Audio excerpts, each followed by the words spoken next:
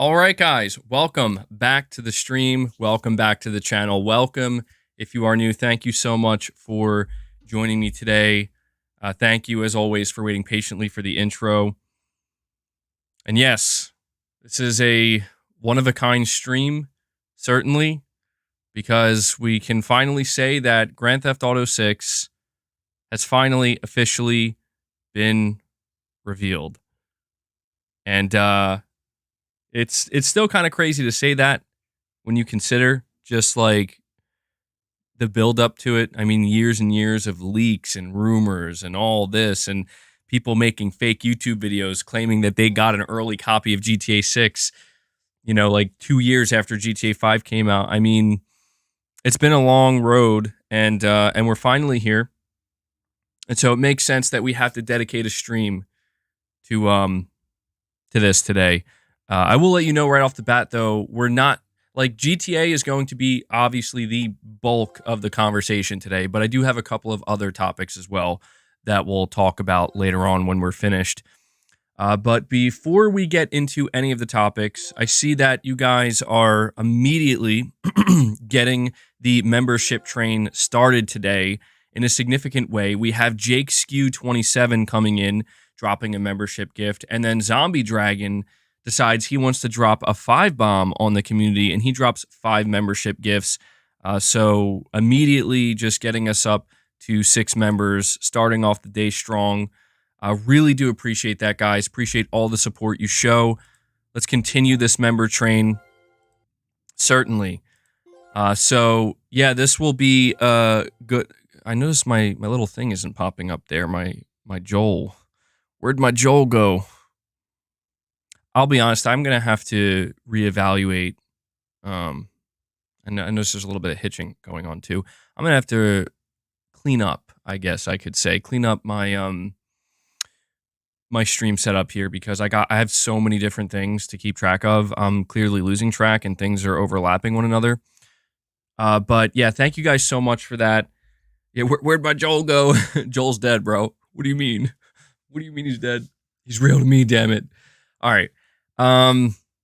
So yeah, starting off strong with you're saying your little thing doesn't pop up anymore. What? Yeah, hold on. What is going on here? I'm like very confused as to why none of this stuff is popping up. Is Super Chat working? No, that's not popping up either. Oh, I think I know what it is. Okay, there we go. Okay, that was just a test. It should work now. It should work now. Okay, yeah, we should be good. I'm sorry about that. I just had something overlapping it. Anyway, yeah, we're going to be talking about GTA 6. I specifically want to talk about what we saw. So here's the thing, and I do have to give everybody a forewarning. I am planning on bringing up the video, but I can't play any audio because they're actually playing a Tom Petty song, which is awesome. I like Tom Petty. And for copyright reasons, I'm not going to be able to play the audio. Maybe we can in the members lounge. Even then, it might be a little bit risky because I'm very nervous with like anything music because I've had streams get blocked multiple times in the past. Not even claimed, just straight up blocked, and that's very annoying. So when I bring it up, I'm not going to play the sound, and I also do need to give a warning that Rockstar has been known to, I don't know if it's Rockstar, but Take-Two Interactive has been known to strike or claim any of their trailers if you play them on your channel. I don't know if they're doing that with GTA 6 right now. I want to assume they're not because everyone is reacting to the GTA 6 trailer. So you're saying that, PJ, please, you're saying they are. See, that makes me nervous because like I really don't want that to happen. And I'm like, I'm a little bit hesitant to even bring the trailer up, because I don't know why they do that. You're saying they know everyone would be restreaming this. I'm surprised they're striking other YouTubers for posting it. Yesterday they were with sound and video. I saw that they were striking it initially, yeah, because the big thing is it leaked out. It leaked out, and that is very unfortunate. I really wasn't expecting that, honestly. What I mean is I wasn't expecting Rockstar to just say, screw it, we're releasing it now, once it leaked. But you can go frame by frame. That's kind of what I was thinking. That's kind of like basically almost like we're looking at screenshots. That's how I was thinking about doing it. Yeah, in the members lounge, we'll do a members lounge after this. You know, we'll definitely watch the whole trail. I have a couple of videos I want to watch with you guys regarding GTA 6. So I'll test it out. But here's what I'm trying to say. If they do end up claiming this stream because of that, YouTube will give me the option to edit out the section where it's being shown. So I guess I'm just giving a warning to anybody who's watching after the fact today that if there's a big chunk of this stream missing later on, you know why. It's because I had no choice but to edit that section out. So just want to give everybody that heads up. Rockstar, for some reason, or Take-Two Interactive, I should say, they still kind of do that. But before I go any further, I do just want to thank you guys for tuning in. Thank you for watching, even if you're not catching it live. If you're watching this later, thank you so much for the support. I also just want to let you guys know a couple of ways you can support the channel. As you see, we have membership gifts. So if you are already a member, please consider gifting some memberships, paying it forward. Every time you gift a membership, you're giving access to some lucky individual out there to the members lounge, and they can join us. You're helping growing the community. So a big shout out to everybody who does that. Consider just becoming a channel member, gain access to some of those exclusive perks. If you're not interested in the membership stuff, please consider donating a super chat. You can ask a question, make a statement, give an opinion, anything in between, and it helps support and fund my channel directly. I do rely on you guys, the community, my supporters, to keep this thing going, to keep it running smoothly. So to everybody who supports me directly, thank you so much. You power the channel, truly. I see we have generic white male member for 4 months. He says, my surprise game of the year is Remnant 2. I platinumed it and I'm still playing it. GTA 6, let's go. Yeah, dude. I think it's funny that you had to throw in GTA 6 there at the end because it's like, of course you do. You got to throw it in there. Remnant 2, I did play that and I did beat it. I didn't feel the need to platinum it. I felt pretty satisfied by the time I finished Remnant 2. I was like, yeah, that was a pretty fun game, better than I expected. And it is, again, you're saying it's your surprise game of the year. It was a bit of a surprise. I think everybody kind of looked at it and thought, maybe it'll just be mid or something, but I think it pleasantly surprised a lot of people. So appreciate you sharing that, generic white male. We have Michael Lynch with a $2 super chat. He says, no need to play it. We've all seen it already. Well, I appreciate that. I think what I'll do first, if I plan it out correctly, like if this stream does end up getting claimed, I'm gonna make sure I say what I want to say first, and then I'll kind of save going over the trailer on screen towards the end. Just in case. Because I think you're right. I mean, that's one of the things about this topic. It seems like Grand Theft Auto 6 is going to break records. I think it already did break a record. It's sitting at, let me check here. Let me check their YouTube. 76 million views in 18 hours. So it broke an all-time record that was held by Mr. Beast. Mr. Beast held the all-time record for a non-music video getting, I think, passing like 70 million views in a certain amount of hours. But basically, GTA 6 is now number one, overtook Mr. Beast for that record.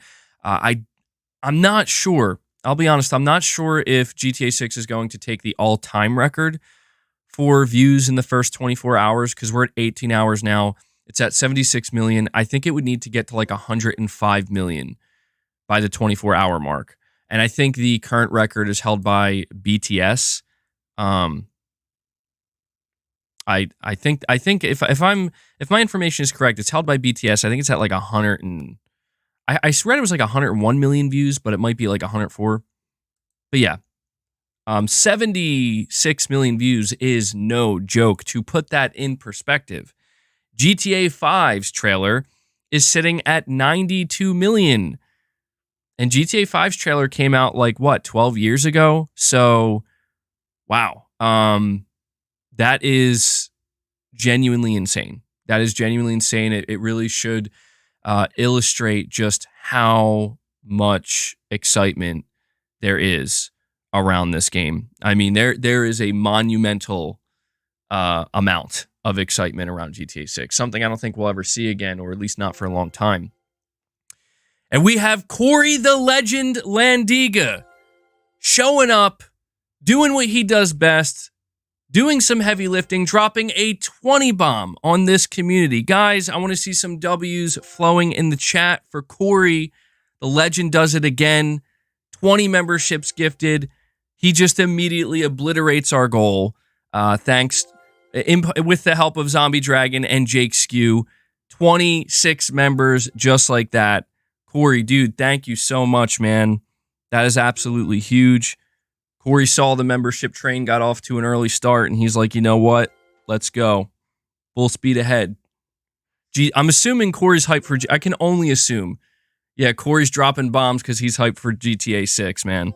And I really want to dive deep into this conversation about GTA 6 because, man, as expected, there are a lot of opinions, a lot of positivity. Certainly, way more positivity than anything else, but a lot of different opinions, and I'm looking forward to diving into that. But Corey, dude, huge supporter of the channel. Corey's out here constantly dropping gifts, constantly giving people access to the members lounge. Love to see it, man. So really appreciate that. I got to give you a holy shit for that one, bro. Already have to update the member goal. That's crazy. Oh, and I got to give you a Let's get to the chopper. They want to see. There you go. Get to the chopper. That's for you. That's for you, Corey. Okay, so I adjusted the volume.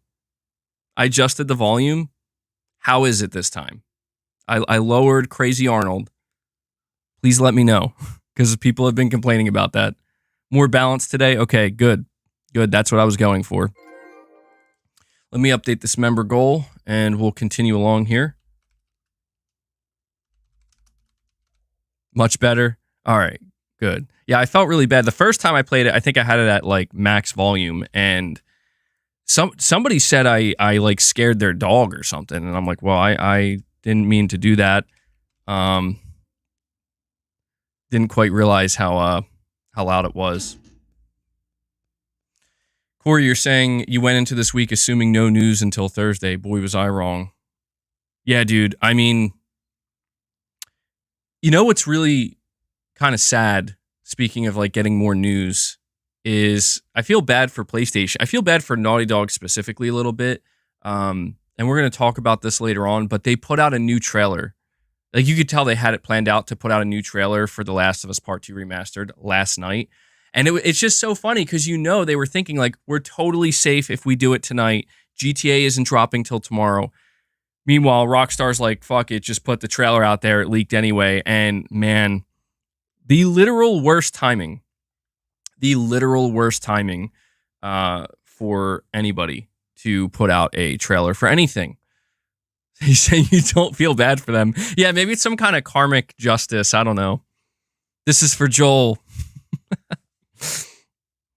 But we have Dark Demon Media, member for 9 months. He says, I don't see GTA 6 being an exclusive for any platform due to them wanting to maximize their profits, and they know they would limit that by doing that. So I will say, Dark Demon Media, it has been officially confirmed. A couple of things have been confirmed, actually. Number one, this is a current gen only game. So if anybody was worried, because I was a little bit worried, and I know that there were others, it's not coming to PS4. It's not coming to Xbox One. This is amazing news because if we found out that GTA 6 was going to come to last gen, it would 100% be held back very, very significantly.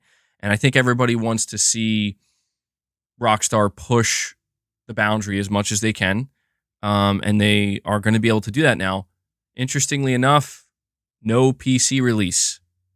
So I think it's obvious that GTA 6 will eventually come to PC, but they confirm it's not launching on PC in 2025, which is when GTA 6 is coming out. We have no idea when in 2025, so it's a long wait.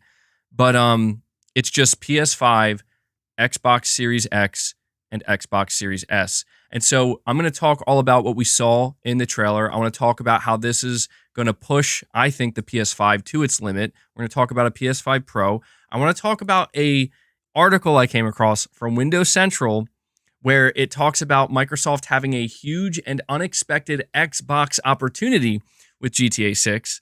So that should be pretty interesting.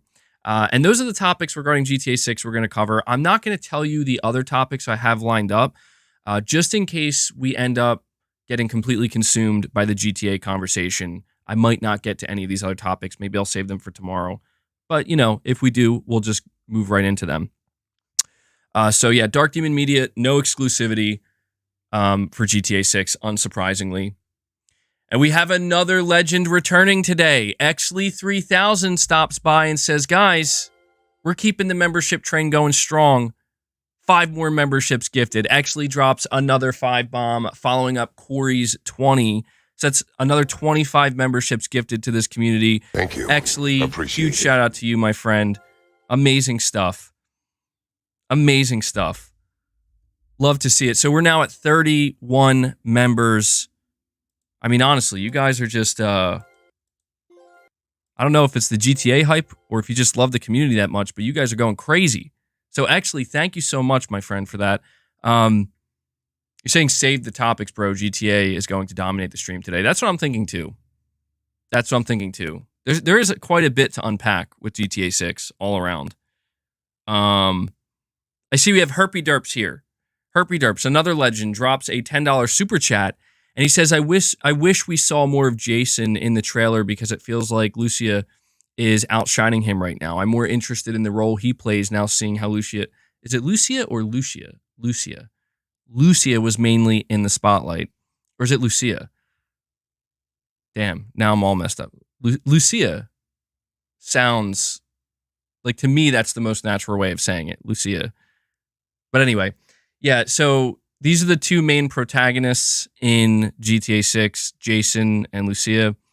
And saying in Spanish, it's Lucia. Okay, so I am... The third way I pronounced it was the correct way. Lucia. Gotcha. You know me and my pronunciation. Hold on, I gotta get that pronunciation buff. There we go. Plus 10. All right, stop now with the memberships. It's here MBG's opinion. I actually don't really need these. The screen's close enough. So yeah, that is a big topic of conversation for GTA 6. The first time we are seeing a female protagonist, and I mean, to me, this is not surprising at all for the simple fact that it leaked out a while ago, right? Like, it leaked out a while ago that Lucia was going to be one of the main characters. And apparently, story-wise, there's kind of like a Bonnie and Clyde type situation they're going with here. There's going to be some romance. And this is, I have to say, this is very, very interesting to me because this is not something we've ever seen in a GTA game. And I kind of like it. Now, you're saying you want to see more of Jason because the focus seemed to be more on Lucia. Yeah, I think that was kind of obvious as well. I honestly am looking at this as Lucia is the main character and Jason is, I don't want to say, he's clearly not a support character. Like, he's a main character as well, but I just think that more of the focus is likely going to be on Lucia. But it's the dynamic between them that really interests me here because, again, like, I kind of suspected, and it's so funny to think, we were all talking prior to getting the first trailer of this game, like, which direction is Rockstar going to go in, right? Are they going to take a a much more serious approach with GTA 6? Is it going to be like a darker tone, kind of similar to what they tried to do with GTA 4? Are they still going to be like over the top? Here's what I'll tell you. After watching this trailer, this is GTA, like through and through. The only thing that is different is this dynamic that they're bringing with the two main characters of like a kind of having a romance here and possibly having like a love story, which I am on board with because, again, we haven't seen this in GTA. But outside of that, everything else about what we've seen in this trailer, yeah, it straight up looks like they are. It was a wild trailer, man. It really was like it was kind of an overwhelming trailer too. It's one of those trailers where, I mean, you really have to go frame by frame because they're showing you so many things. I mean, I think there were like at least 3 or 4 scenes of women twerking. They showed the strip club, obviously. They showed the beach. They showed these like wide shots. They showed the density of the city, which to me, that is something that really stood out to me, is when they showed like streets and, again, the beach and stuff like that. I mean, the density of how many vehicles and NPCs, it looked like real life. It was actually kind of insane. I'm like, listen, I'll be honest. After I saw that trailer, I was like, this game looks next level. Now, a lot of people are claiming that this is a CGI trailer. This is not a CGI trailer. People need to get that notion out of their minds. Rockstar does not show CGI trailers. This is not CGI. This is in-game. This is pretty much what the game's going to look like. For those who don't believe me, go back, watch the Red Dead Redemption 2 reveal trailer. If you look at the Red Dead Redemption 2 reveal trailer, that's what the game looks like. They weren't trying to, pull one over on you. You're saying no gameplay is pretty lame? Oh, yeah, in-engine. My bad. In-engine. Yeah, I would have loved to see gameplay, but I got to be honest, I was definitely expecting to not see gameplay. I was expecting to not see gameplay because it's like, it just felt like it was too early, honestly. But what we are seeing in that trailer is, like, I'm not saying it's going to be 100% identical. I mean, the game is still a ways away from release, and there's kind of a conversation like, was this shown on a console? Was it shown on PC? A lot of people are saying what we're seeing is like a high-end PC version, and that the console version might look a little bit different. That certainly could be possible, but generally speaking, that's what the game's going to look like. It's clearly going to look insanely good. We have Captain Hook here, first time super chatting. Thank you so much for that, Captain Hook. You're saying some people are saying GTA 6 is going woke. I say their trailer looks opposite of woke. Lucia, it was shown off. I bet Jason will get his trailer next. Yeah, so I can tell you right now, there's nothing woke about this game. Like, dude, we'll go over it when we go over the trailer. There are many things in this trailer that are the polar opposite of woke. Now, I'm not saying they're not going to be made fun of. The feeling I get from this trailer, and what's insane, is that they are truly trying to capture 2023, right? They're trying to capture the essence of our society today, and they did a really good job of that in this trailer. And I get the feeling that they're going to do what I had hoped they're going to do, which is they're going to make fun of everybody, man. Like, no one is safe. They're making fun of everybody. And I think that is kind of clear. And I'm looking forward to it, man. At least I hope that's what they're getting at with this trailer. But yeah, there's always the concern, like, okay, well, you're doing a female protagonist. Are you going to make her ugly? Because that's the next thing people in line. It's like, she looks pretty good to me. They're shot. I mean, dude, again, if you go look at some of the shots in that trailer, not just talking about Lucia and Jason, but yeah, man, it's wild. It's actually kind of wild. And I like it. Like, you almost get this feeling that they're just gonna go nuts with just destroying today's culture, just the culture war in general. And that is my hope. That really is my hope. Yeah, dude, GTA 6 has Karens in it. Amazing. Like, this is what I'm talking about. This is I'm looking forward to it. But yeah, I mean, again, there's like this conversation floating around where it's like, oh, first main female protagonist, is it going woke? I'm like, look at the cover art, guys. Like, the cover art very much conveys that this game is about Jason and Lucia, where Jason's standing there with the gun, or I don't know if I think he has a gun. And Lucia is kind of like, hanging on to his back with her arm over his shoulder. And it's like, to me, it gives me the feeling of this game is not trying to push anything of any kind. It's just saying, hey, we got two main characters here. One's a male, one's a female, and they're in love. And you're going to play as both. And I like that. Like, I think this is a really interesting angle that they're choosing to go with here. Because, when you think about GTA 5, what they did with Franklin, Michael, and Trevor, kind of like that trio, and there was a relationship dynamic between, the past history between Trevor and Michael, and then Franklin being the new guy. And I like that, but I'm glad that they're kind of keeping the dynamic of multiple protagonists, but just taking it into a different direction. Something a little bit more traditional, it seems, but I'm not opposed to that. Jason is an undercover cop. Oh, that'd be a hell of a twist. That would be an insane twist, actually.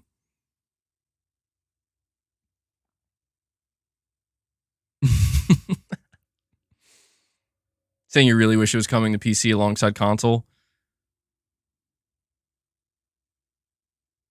I mean, yeah. It's going to come to PC, just not at launch, but it's going to come to PC. They're going to try to, get people to double dip.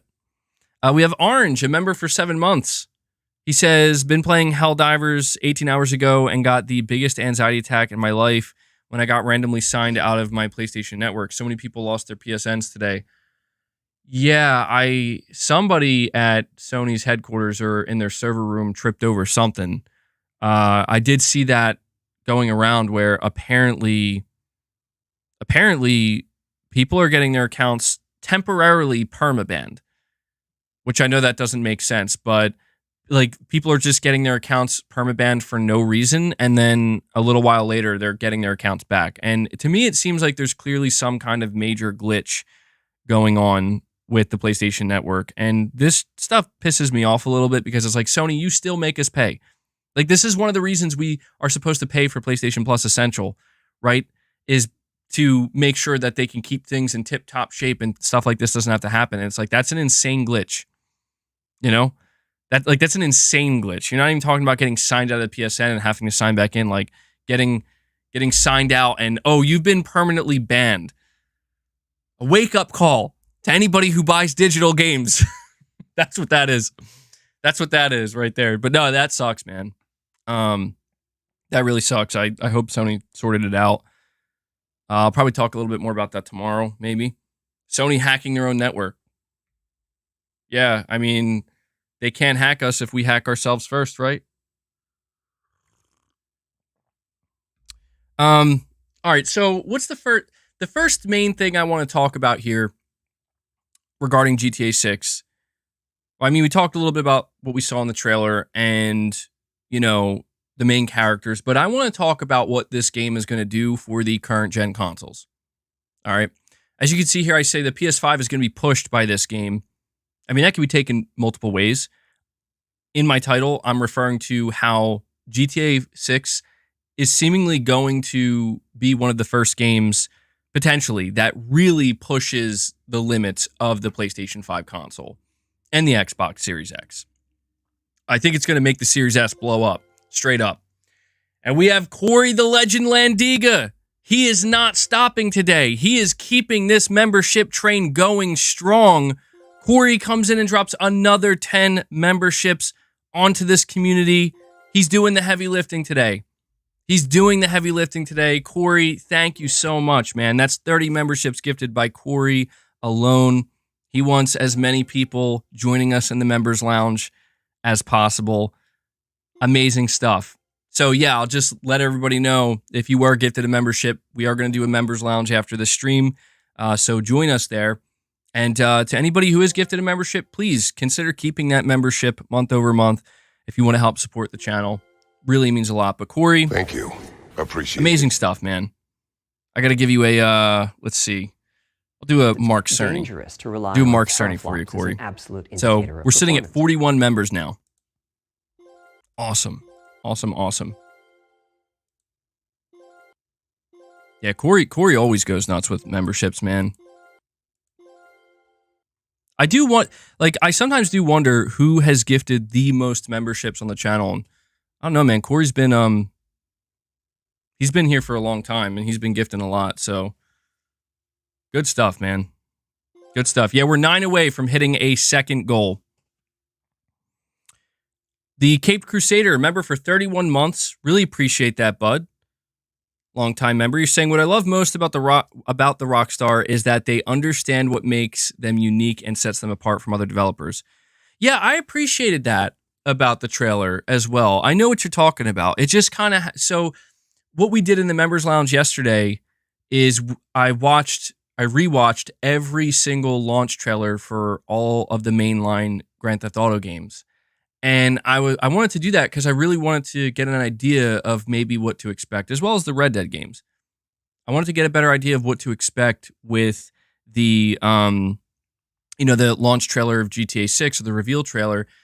And they could have changed it up dramatically. They could have really changed how they wanted to present everything, but they kept it true to, even if you go back and watch the reveal trailer for GTA 3, back in 2001, I watched it yesterday evening. It was the 2001 E3 GTA 3 reveal trailer. And obviously there are some differences, right?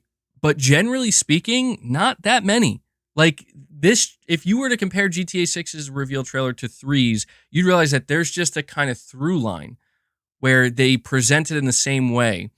And the only real difference between GTA 3's reveal trailer and 6's is they did not show gameplay yet.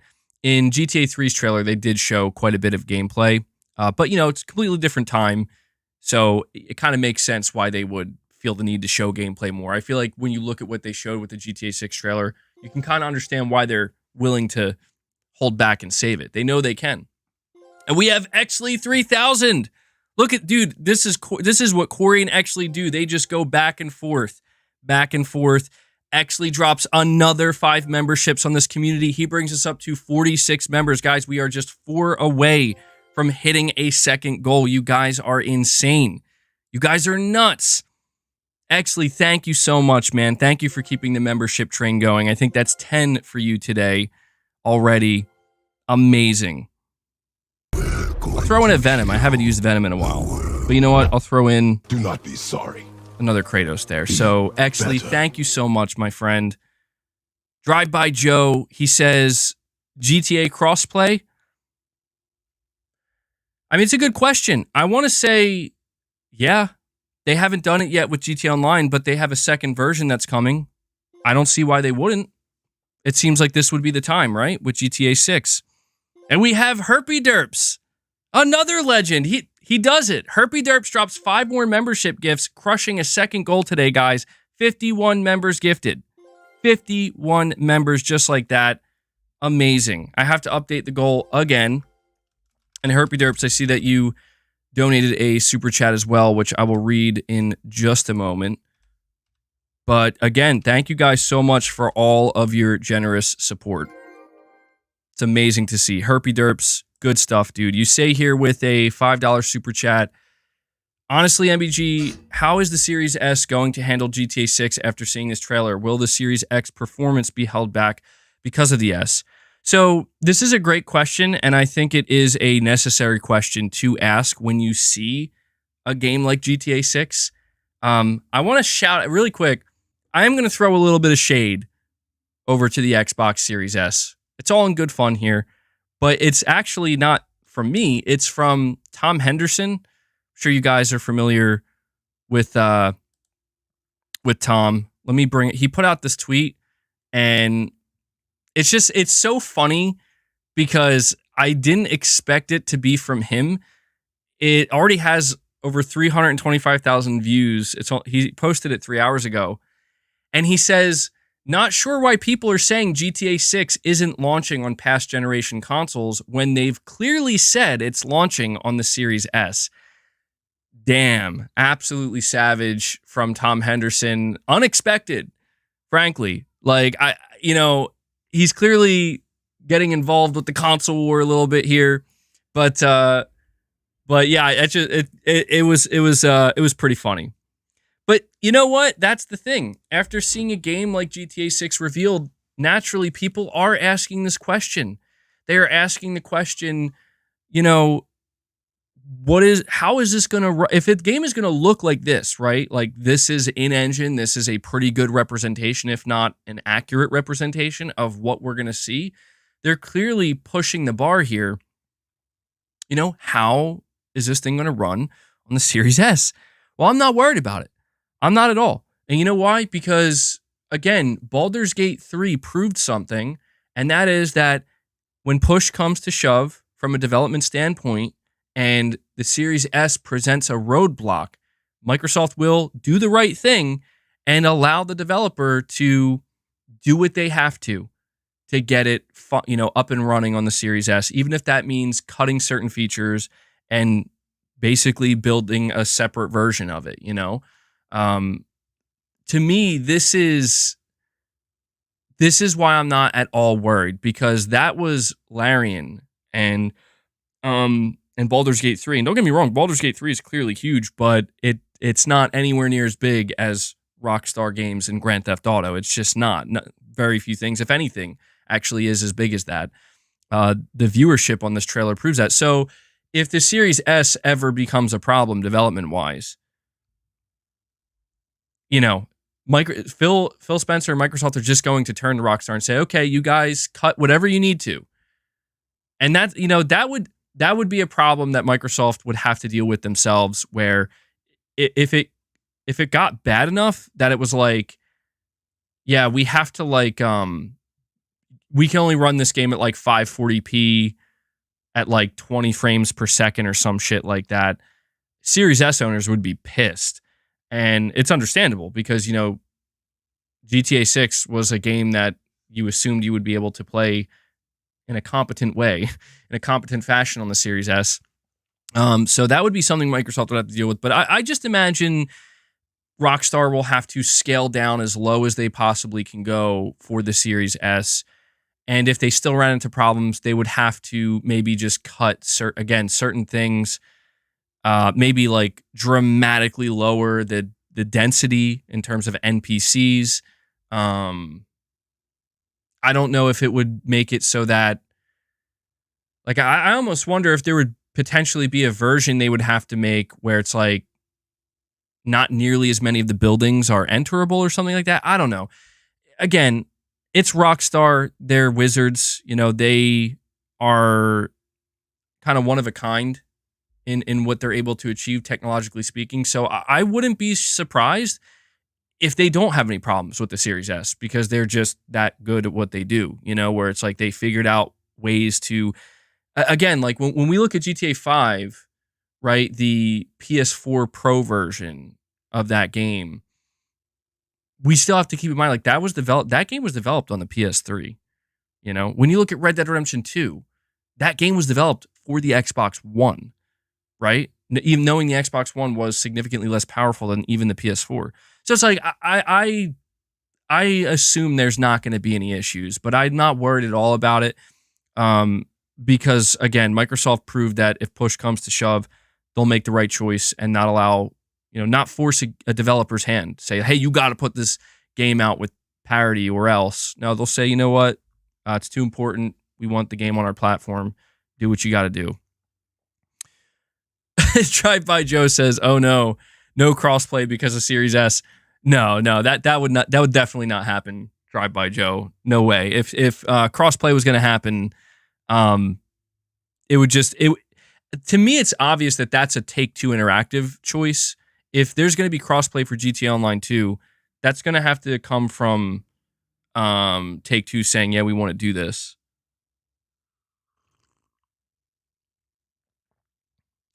But I'm just going to be honest right now. And I'm not saying this to throw shade myself at the Series S. I understand the appeal of the Series S because it's cheap, but man, I just do not know how you could, like, if you're going to choose to buy a console, right? And GTA 6, you see this trailer and you're like, oh my God, it's happening. I don't know how you could possibly, especially knowing this game isn't coming till 2025, go for the Series S at this point. If you're interested in GTA 6, because listen, Rockstar may run into zero problems getting this game up and running on the Series S, but I have a feeling it's not going to be comparable. You know, like it's going to be a much lesser version, which is to be expected because it is the Series S. You know, it's when you consider that this console is one of 3 that this game is launching for, but it's significantly less powerful than the other 2. I don't know why you wouldn't just go for a Series X, you know, or a PS5. I just don't know why you wouldn't do that. Now, maybe if you're somebody who already bought the S, you know, I could understand that, but I don't know, man. Saying the Series S is a huge mistake. I don't know if saying it's a huge mistake makes sense. I will say the Series S, it's obvious that people like myself and many others at the beginning of this generation said the Series S, and not just me and other people online, literal developers said there will be development problems in the future with this console. It's going to happen. And, you know, we got a lot of pushback of people defending it saying, no, it's not, you know, why are you guys shitting on this thing? And there have been plenty of games that have been fine. Most games. In fact, yeah, like 99% of games have been fine. And that's good. But it just really, I think when we saw what happened with Baldur's Gate 3, it just confirmed the suspicion that many of us had. And it confirmed and it validated what developers said previously. And that is, yeah, like eventually there's probably going to be some games that run into some roadblocks. Now, again, it doesn't matter to me. It really doesn't. It mattered to me at the beginning of the generation because Microsoft had a mandate. And I was worried, like, damn, is Microsoft going to hold back this generation with the Series S? And no, they're not. So I got to give Microsoft credit where it's due, where, again, they're not turning to devs and saying, too bad you can't release the game. I mean, it would be a mistake for them to do that anyway. Because Larian proved, we're just going to release it on PS5 and PC. And we're going to work on a Series X and S version, but we have no idea when it's going to come. And it's not that they gave the middle finger to Microsoft or anything. They didn't do anything like that. That would be very unprofessional. But they just, you know, like they couldn't do anything. They're like, we'll work on it and hopefully eventually we'll figure it out. And so I think Microsoft did make the right choice. We're like, you know what, don't worry about it. Just cut what needs to be cut and let's get this game going. And that to me is a good sign because as we go into 2024, 5, 6, 7, we're gonna see devs really starting to push the boundaries. And GTA 6 is very likely going to be one of those games. So I'm very much relieved to know that the Series S, Microsoft will not allow it to hold things back they won't make it so that Xbox players will have to be told, hey, you're not going to gain access to this game because they can't do parity. You know, they're willing to work with developers. So I'll at least give them that, you know? But in terms of the PS5, now, look, that's the Microsoft side of things. I'm sure the Series X version of GTA 6 is going to be insane. No doubt about it. But here's what I'm wondering. PS5 Pro. Now that's what I'm wondering right now. We know the Pro is coming. The rumor is the PS5 Pro is launching holiday 2024. So if GTA 6 is coming out 2025, that means we're going to get a PS5 Pro version. And I don't know, man. Imagining just how good the game's going to look on the PS5 itself, the base PS5. I'm excited, man. I'm like, listen, if things stay the same, or not stay the same, I guess I should say, if the rumors are true, where the PS5 Pro is coming holiday next year, and Microsoft is not planning to do a mid-generation console refresh, GTA is not launching on PC, PlayStation will have the definitive version of GTA 6 for a set period of time on the PS5 Pro until it comes to PC. That's fucking insane, dude.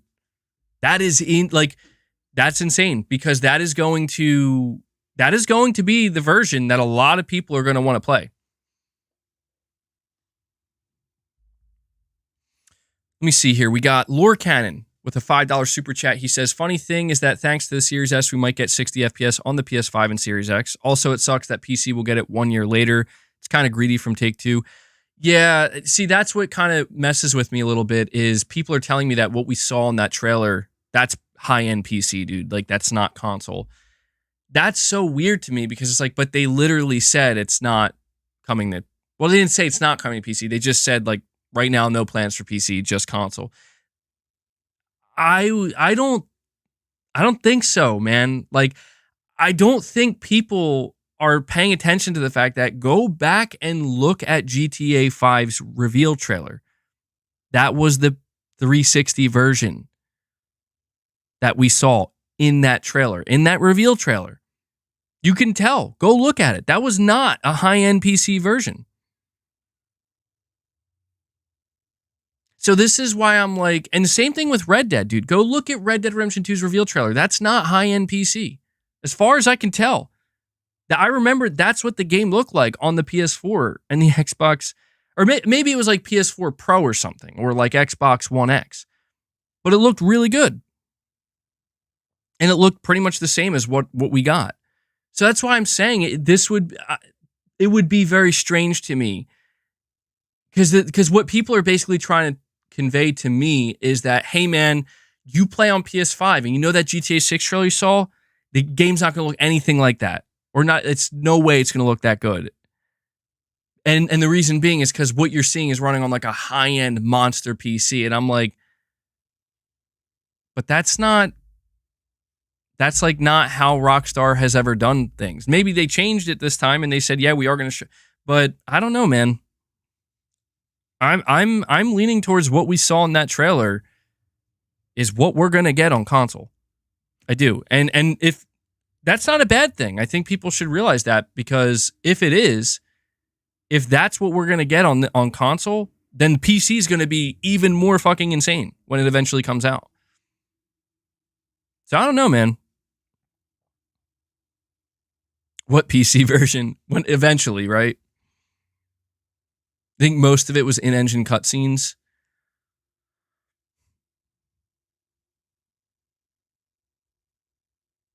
I mean, I kind of get, based off of because they didn't show any gameplay, I get why people would be like, yeah, I don't think that's what it's actually going to look like. And I think you're right. Like, there were a lot of cutscenes, but still, I'm thinking, I don't know. Maybe I'm foolish for this, but I think that's what we're going to get on console. If we don't, like, if we get something dramatically downscaled from that, well, then we're going to look back and be like, well, that was kind of misleading, right? They said it was just coming to console, and this is what they showed.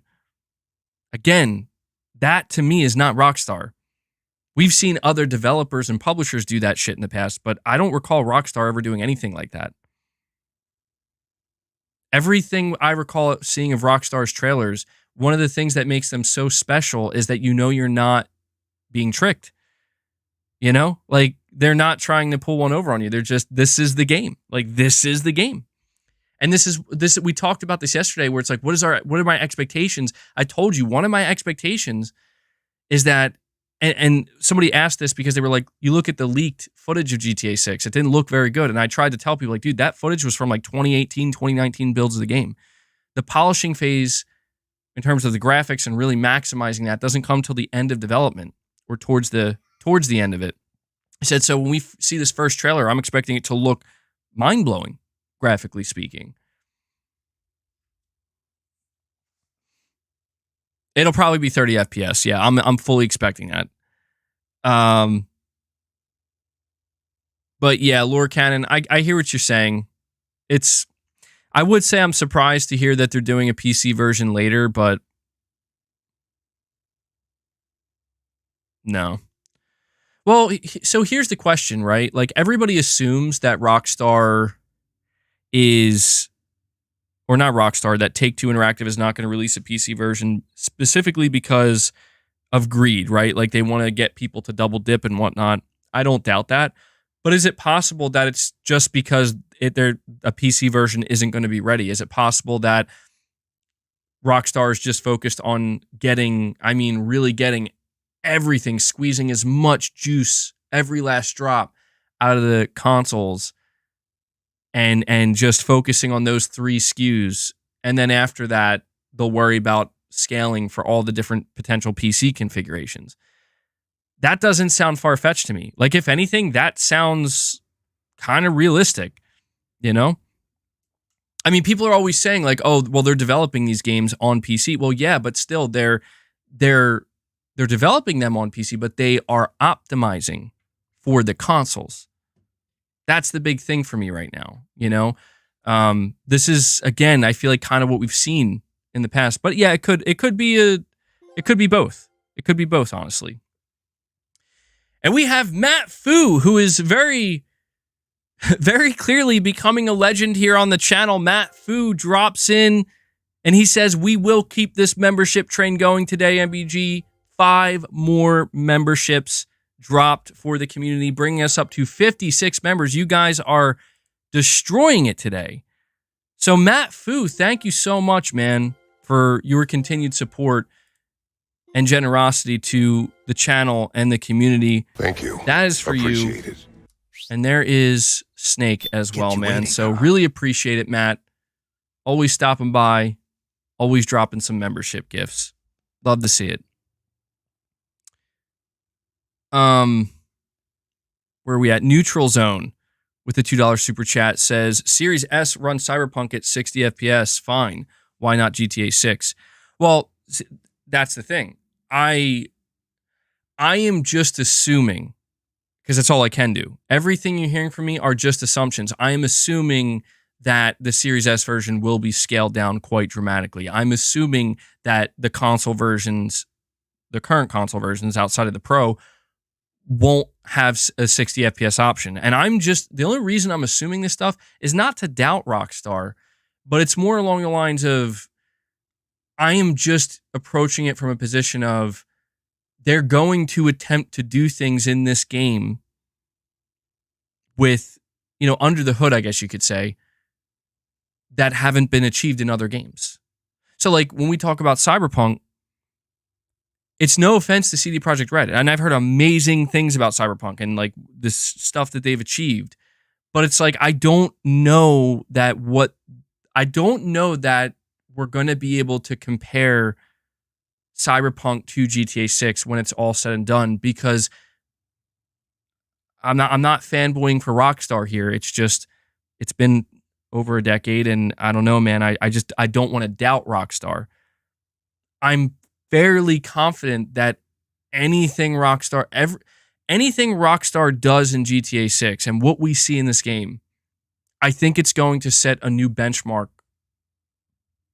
by potentially a significant margin that no other developer, even Sony's developers, me, like I love PlayStation, but even Sony's developers like aren't going to be able to touch anytime soon. Now, I could be giving Rockstar too much credit. I want to make that clear. I could be giving them too much credit. I might be overestimating them, but I just, again, especially after seeing the trailer, I get this vibe that they are going to set a new like they're going to set it's going to be a new precedent. And I don't think it's that a game like I don't think it's like, oh, Cyberpunk isn't going to touch GTA 6. Not like that, because that's an exaggeration. But I just think it's going to be, there's going to be a demonstrable difference between, oh, so that's what Rockstar did in their open world game, GTA 6. And we're going to look around and we're going to see, well, hey, CD Projekt Red did some great things too, but it's not the same. You know, it's not on the same level. It's just not. That's my guess. And it's fine if they don't achieve that, you know? It's certainly possible that I am overestimating them, but it's just I don't know. I still think about Red Dead Redemption 2, you know? And how even some of the things that were achieved in that game still haven't really been replicated fully, even now. And again, man, like they're looking to set the bar. I'm just trying to think to myself, like, who else could be getting ready to do that? There certainly could be other developers, but saying too bad Red Dead was boring.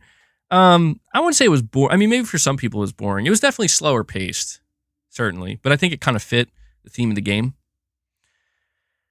But look, I could be wrong, man. I could be wrong, and I don't want to. I'm afraid of overhyping GTA 6, but to me, GTA 6 is one of those rare games where it's like I kind of don't believe it can be overhyped. I don't. Like, if you're not interested in it, you're not interested in it. But I think in terms of technologically speaking, open world technology, setting a new standard, these are all things that I fully expect to see from GTA 6. And it's not that I'll be disappointed if we don't, but I will be a little bit surprised. That's all. Let me see. Oh my god, dude! Boss is clawing at my door, meowing. I'm gonna have to let him in because he wants snacks, man. And I think I do owe him snacks. I can't give him those snacks. I got to order new ones. Oh man, what if I've created a monster?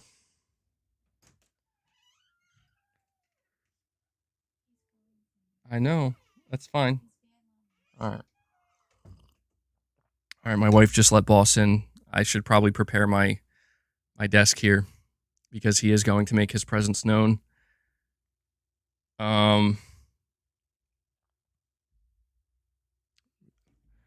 Here he comes. All right, so we had, but yeah, Neutral Zone. Just to get back to your super chat, yeah, like I said, the Series S version could be perfectly fine. Rockstar hasn't revealed any explicit details about how this game's going to run, what they're targeting, resolution, frame rate. That stuff will come later. But I can't blame anybody for looking at this first trailer and being a little bit like, whoa. Come on, boss. Let's see. We got PlayStation Pete with a $5 super chat. PlayStation Pete says, and the award for best YouTube content creator goes to MBG. Well, thank you. Thank you for that award, PlayStation Pete. That's very kind of you. I'm glad you like the content, dude. You guys are very kind. You guys give me a lot of kind words, a lot of compliments, and I feel like it's too much. It's too much. You're too kind. But thank you. Thank you so much, man. Thank you for all the support. We have the Cape Crusader with the $2 super chat. He says, the real question is, will it come out on Game Pass? Definitely not. I can answer that question for you now. And not just Game Pass, PlayStation Plus. GTA 6, it will be... I feel confident in what I'm about to say. You will not see GTA 6 on Game Pass or PlayStation Plus or any subscription service outside of maybe even Take-Two's. I think they have their own little service they're doing now. You won't see that for a minimum of like 6 to 7 years. I feel extremely confident in saying that. Not going to happen. You're saying Microsoft got that money? No. Well, yeah, they do. To be clear, they do have that money, but that would be a very stupid thing to do. Like that, like you want to talk about a waste of money? That would be a waste of money. Simply for the fact that, again, GTA 6 is going to sell insanely well on the Xbox platform as well. And that Microsoft's getting that money. So believe it or not, it's almost in Microsoft's best interest for GTA not to come to Game Pass as well, because they're gonna rake in a lot of money without having to do anything.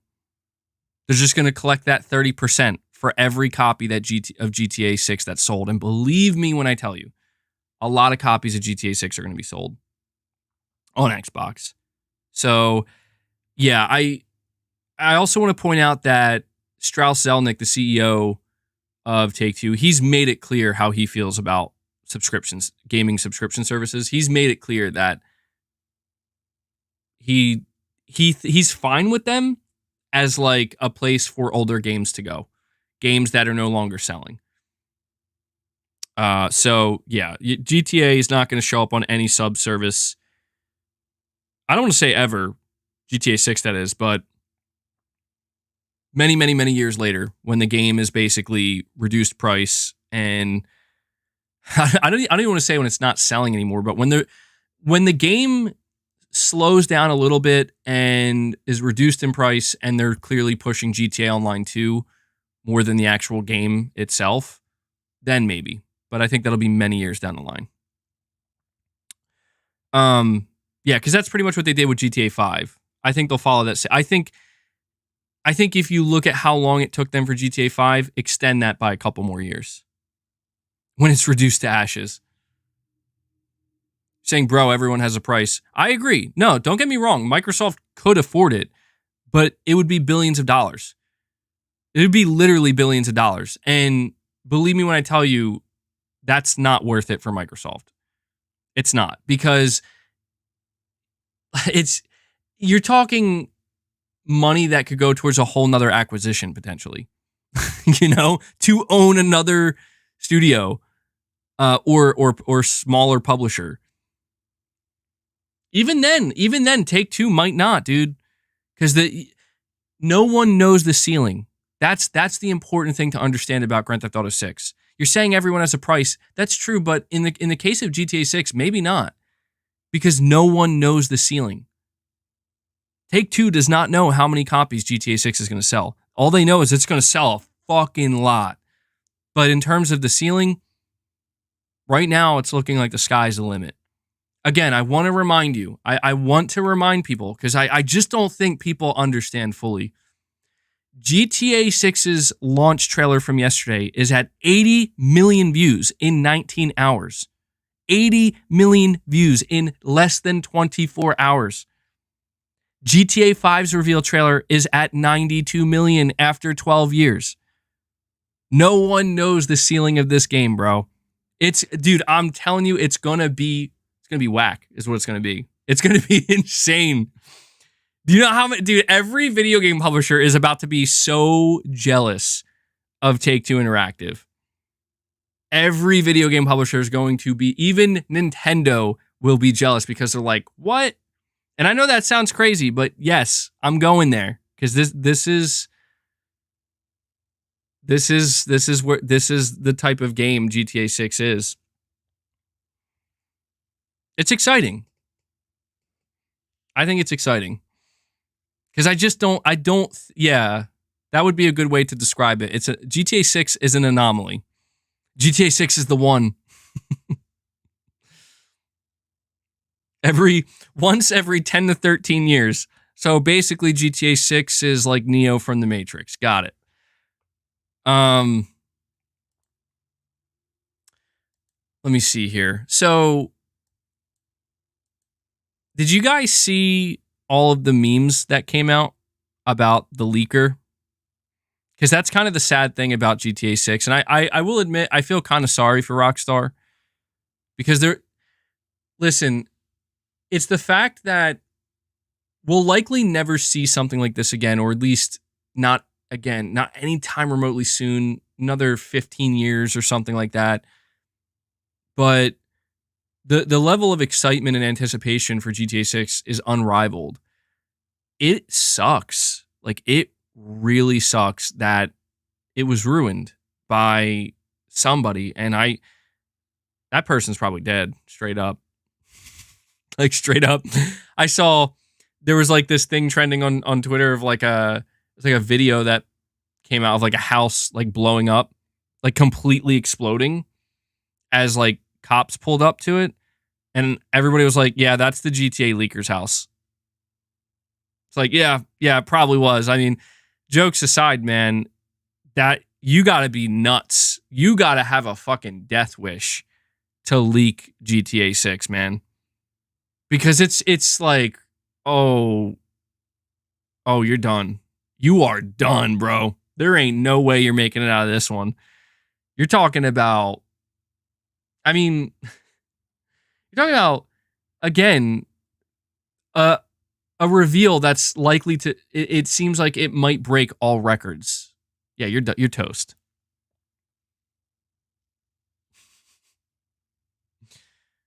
Insanity. But let's talk about the PS5 Pro a little bit longer here, a little bit more. So, if there is going to be a PS5 Pro version, the next question we have to ask, well, there seemingly will be. The next question we have to ask ourselves is the Pro going to be the difference between getting 60 FPS on console or not? Or is it more likely that if GTA 6 is optimized for the PS5 Pro, all versions will have a performance mode that runs at 60 FPS, but the Pro will have a much higher resolution and better ray tracing? I'm thinking it might be that. Like, I am thinking that GTA 6, Rockstar will have a performance mode where the resolution, all the graphical settings will be dropped and ray tracing won't be turned on in the name of hitting 60 FPS. But I think maybe it'll look pretty bad. I could see that happening. It still look good. Like, the game will look good, but I could see GTA 6 being one of the first next gen or current gen only games that has a 60 FPS performance mode. We have, to be honest, we have seen this already. We've seen like 60 FPS performance modes that are locked at 1080p, right? And it's like, really? How you couldn't bump it up to at least 1440p? Maybe we could get a 1440p 60 FPS mode, but I'm really, really interested in this PS5 Pro version because from what we know, based on the rumors, the PS5 Pro is going to be about twice. It's going to have about twice the performance of the PS5. So it's going. The PS5 is still a very powerful console, very capable console. We're still far from seeing it maxed out, and that is one of the things that gets me very excited about GTA 6 and Rockstar in particular. Is Rockstar is very likely going to be one of the first studios, if not the first studio, to truly, I mean, look, my PS5 has been dead silent since I purchased it. Polar opposite of the PS4 and the PS4 Pro, where that thing sounded like a jet plane by the end of it. But my PS5 has been dead silent. It's been amazing.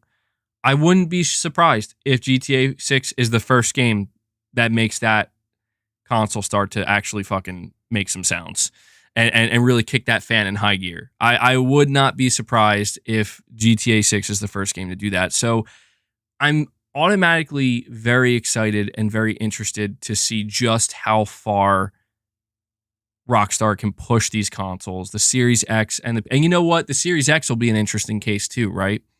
We've been hearing forever about how, well, not anymore. I'll be honest. When I say forever, I'm exaggerating. I haven't been hearing it anymore. But for the first year or two of this Series X, be careful with my wires, boss. For the first 2 years, there was this talk about how like it has 12 T-flops. It's much more powerful. And a lot of Xbox console fans were saying that it's going to be a long time, like a while until developers really are able to max out what they can do on this console. Listen, I'll tell you right now, if there's ever a game to do it, this will be the game. GTA 6 could be why Sony greenlit the PS5 Pro. And I know that sounds funny, but you know what I do remember? I remember Red Dead Redemption 2. And I remember how there was a PS4 Pro version. There was an Xbox One X version. And the Xbox One X was the GPU was significantly more powerful than the PS4 Pros. And I think Red Dead Redemption 2, correct me if I'm wrong, but I think what happened was Xbox players felt, and I remember actually talking about it at the time, felt pretty damn good because Red Dead 2 was able to hit native 4K on the Xbox One X version. And the PS4 Pro, I think, only capped out at like 1440p or just had some kind of like upscaled 4K that looked demonstrably worse.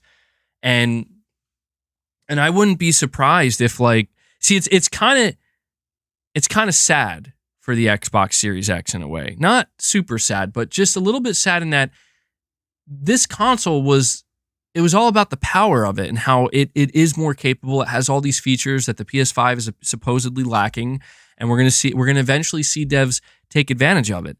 And it's like that day may finally come with a game like GTA 6, but then the PS5 Pro will already be out, and the PS5 Pro is going to like, I don't want to say it's going to dwarf the Series X, but it's basically going to like, you know, it's going to make it seem much less capable because look at the PS5 Pro, look at what the PS5 Pro is doing. It's kind of funny in a way that it's going to work like that because, I mean, I don't know. It's not necessarily bad for Series X owners. I think it's still good because Rockstar has, I guess what I'm trying to say is Rockstar has proven that they will optimize for the more powerful console.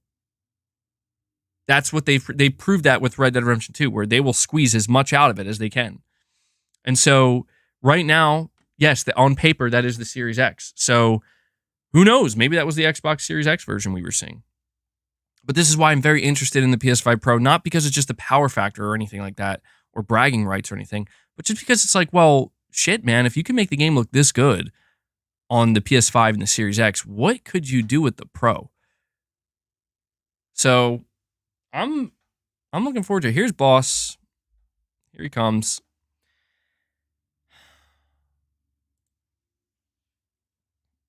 Wow, that is amazing. Okay. I was going to say, Boss wasn't showing up on screen at all, which was surprising to me. This is his new chill spot now.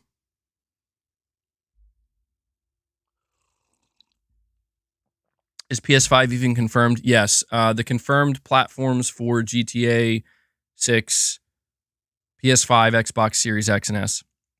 You're saying the Pro is a 5% difference between the Series X? Ooh, I don't know about that. I wouldn't go that far. A 5% difference?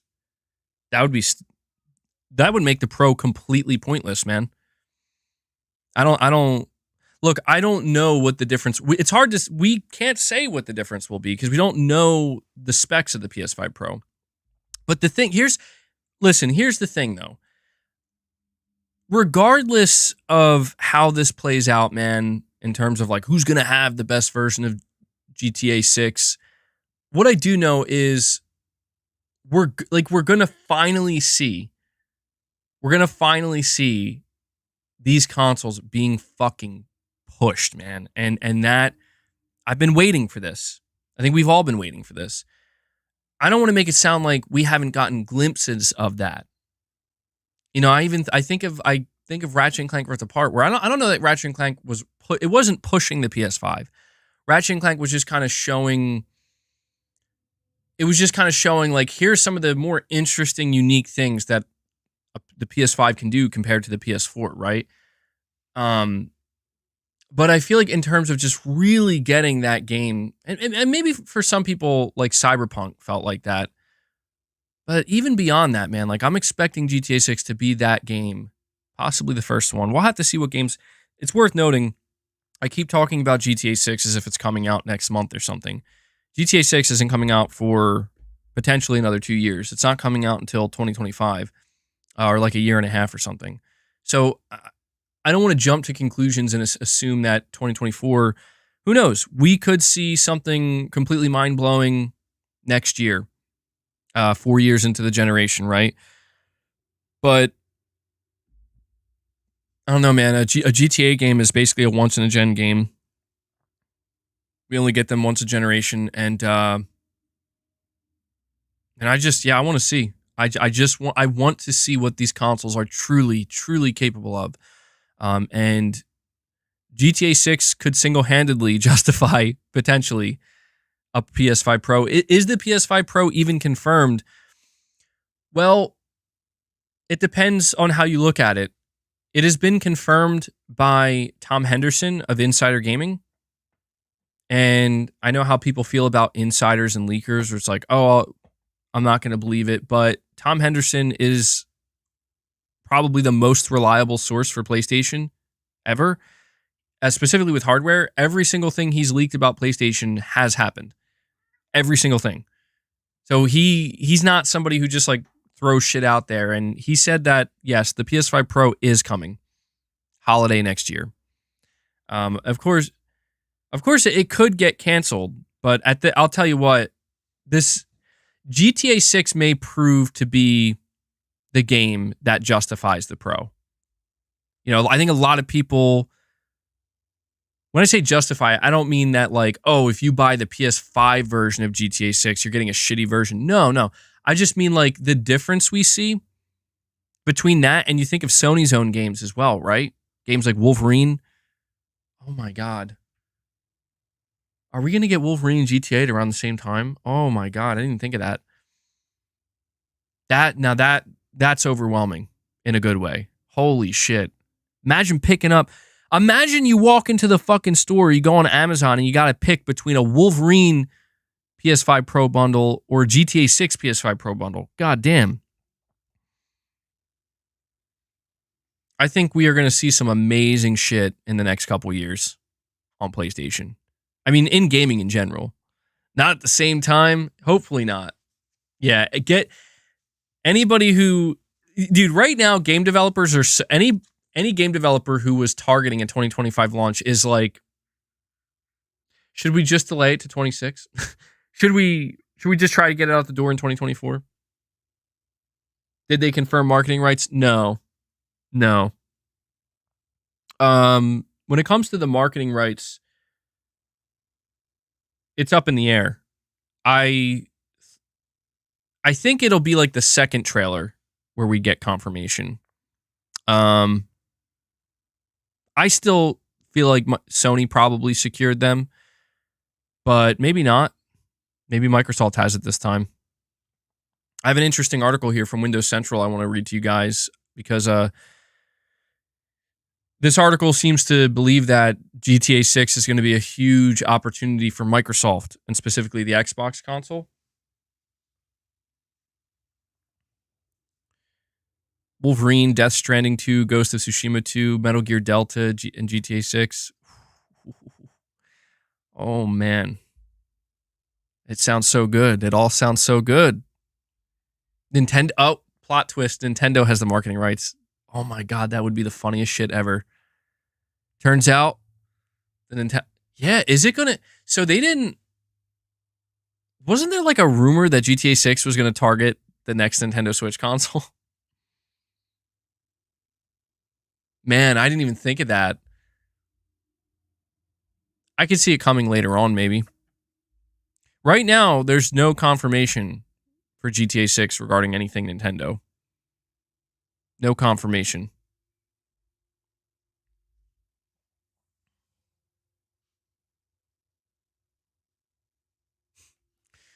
So check this out. I have this article here from Push Square. It says GTA 6 developer laments unfortunate trailer leak. Rockstar was all set to drop the biggest trailer in video game history today when the wind was unceremoniously taken out of its sails at the 11th hour. A low-quality version of the official GTA 6 trailer was uploaded by an anonymous Twitter account, emblazoned with a crypto watermark. Yeah, I saw that. So stupid, which quickly started making its way across the internet. In response, Rockstar published the genuine article early, writing, quote, "Our trailer has leaked, so please watch the real thing on YouTube," end quote. The proper trailer is a fantastic one. GTA 6 looks like it's going to be absolutely incredible, while fans have no doubt overjoyed enjoying the long-awaited look at its successor. But it says here, senior gameplay animator Javier Altman summed up his feelings quite sufficiently, saying, "This fucking sucks." Altman later added that he was hoping to watch this for the first time tomorrow along with his fellow teammates and coworkers. The frustration is apparent. He also wrote, "I feel we deserved that moment. I'm so proud of what we are making. Enjoy the trailer, everyone." An hour after the trailer was officially published and the leaked video was quashed, Altman wrote, "Literally crying tears of joy right now at the response everyone is having. I can't believe I get to be a part of this." So, yeah, I just wanted to kind of share this because just once again, I don't want to just like completely overlook how this happened.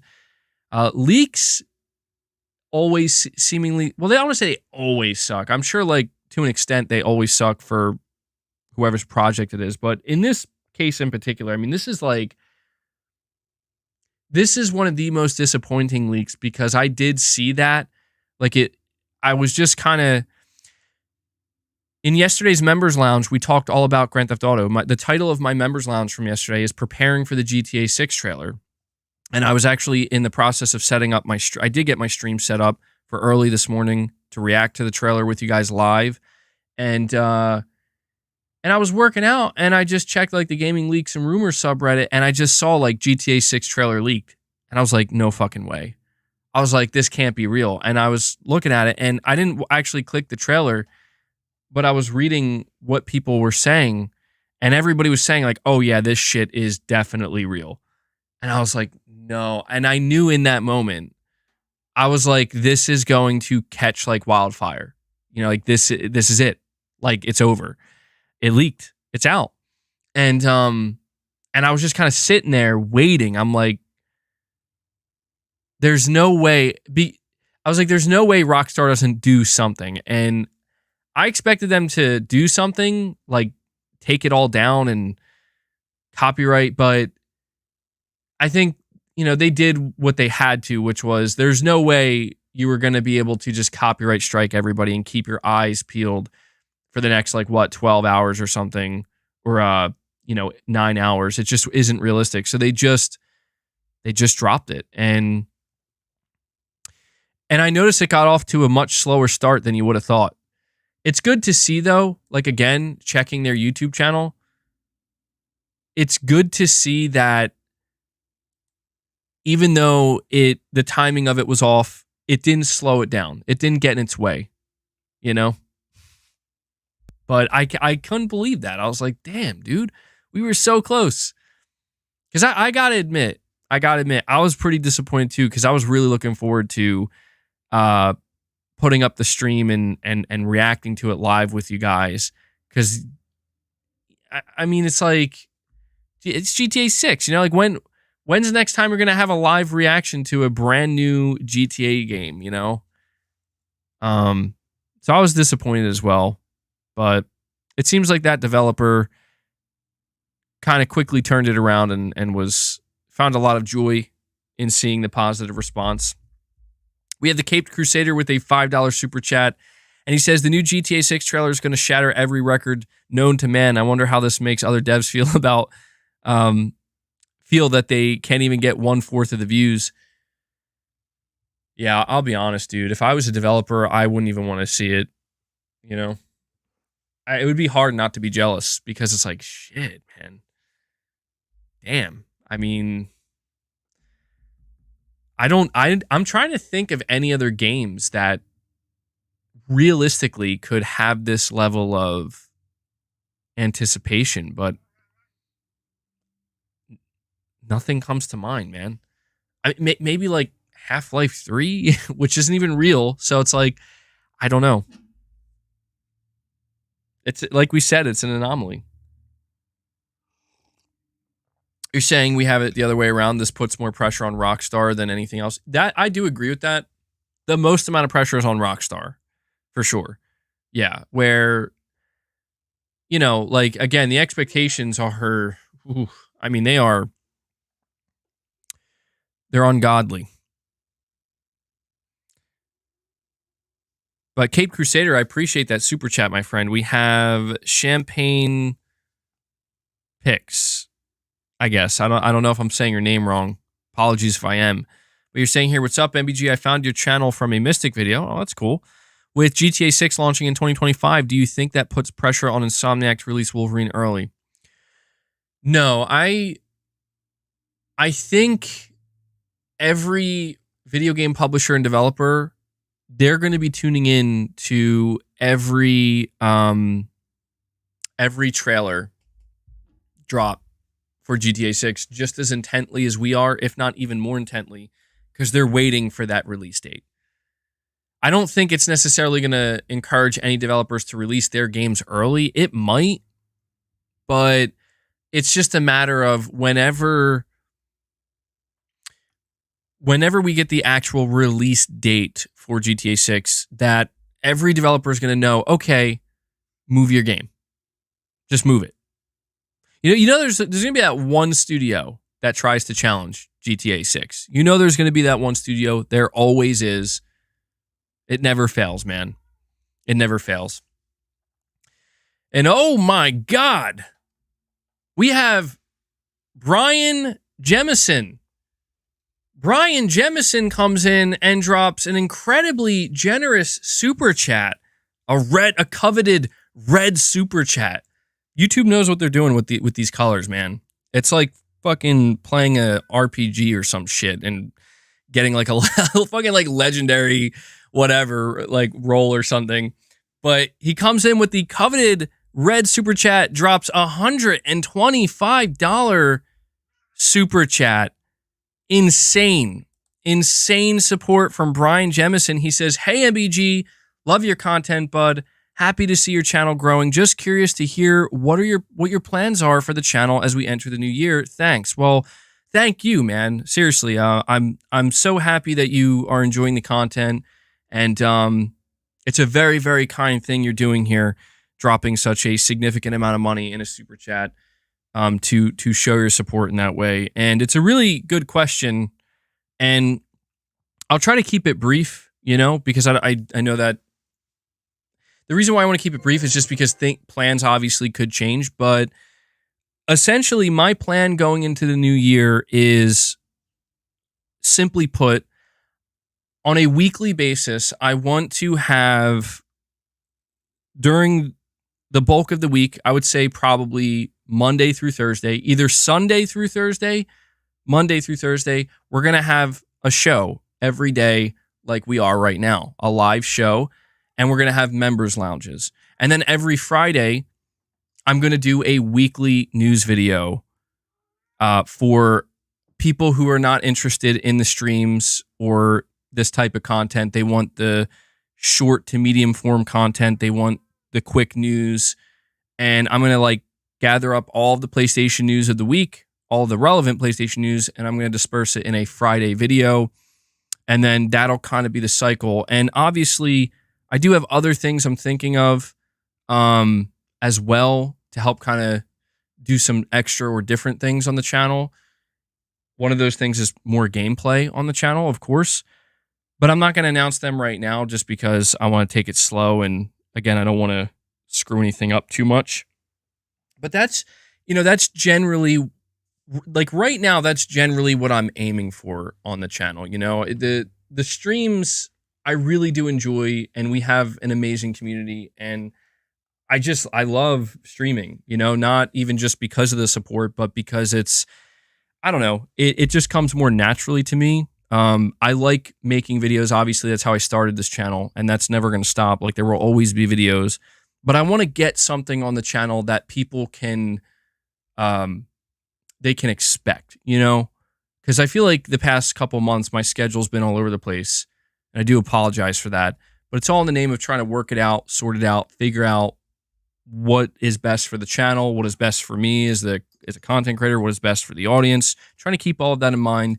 I know I can't make everybody happy, but I'm going to basically try to do my best to keep everybody happy. Seeing some reactions to videos, different vibes. Well, yeah, so that's one thing that anybody who's been partaking in the members lounge, I'm sure you've noticed that the members lounge is kind of a place for that auxiliary content, I guess, if you want to call it that. Just that kind of stuff that's not normally what you would expect here on the channel with the regular streams or the regular videos. But yeah, I have to let Leia out. She's clawing at the door. But yeah, Brian, I appreciate you asking me that question, because yeah, I'm really, really, really, really excited about 2024. I am, not just because of the games that are coming out. I mean, that is obviously the biggest driving force. You know, what is potentially going to happen in the gaming industry next year. It's looking like there's going to be some big things happening, no doubt about that. But it's also, part of that excitement is driven by you guys, you know, just knowing that there's just a new energy to the channel. There's just a new feel to the channel, I think. And I know not everybody's on board with it. And, you know, some people are choosing to leave, which is perfectly fine, because I get it. You know, the streams and doing a stream like a show every day is not for everybody. But I'm very much excited about it, man. So one more time, man, before I move on here, Brian, I just have to give you a massive thank you. Seriously, you dropped a $125 super chat. That is incredibly generous. And yeah, man, I really do seriously appreciate the support. If it wasn't for support like this, I wouldn't be able to even be making these plans. And I'm very thankful and grateful to be able to do that. Seriously. It's, you know, I know I go on and on about thanking you guys, but I really do not take what I do here for granted. Life is a crazy thing. And if you had told me even 4 to 5 years ago, like, hey, this is where you would be, I would say, well, that sounds impossible, right? But here we are, and that's thanks to you guys, seriously. So amazing stuff, man. Amazing stuff. I can't express my gratitude enough.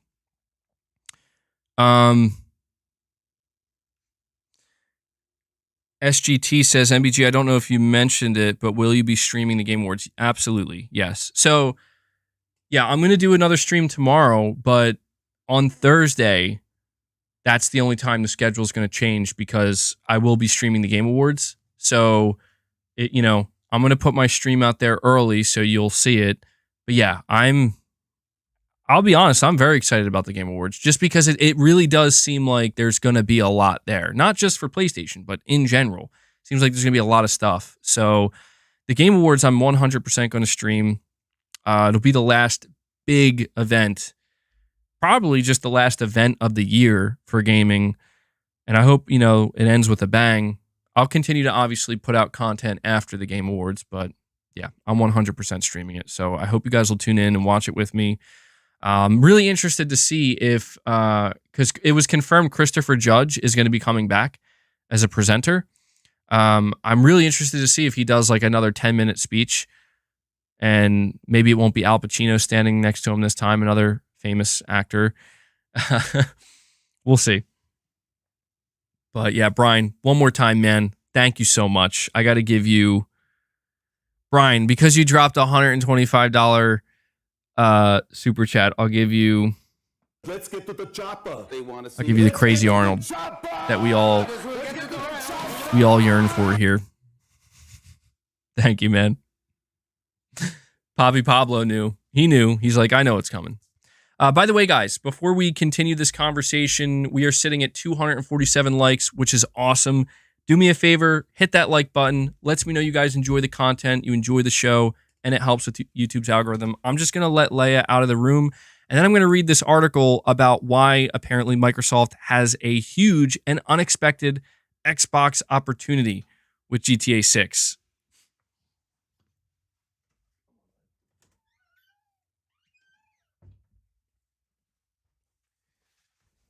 Oh.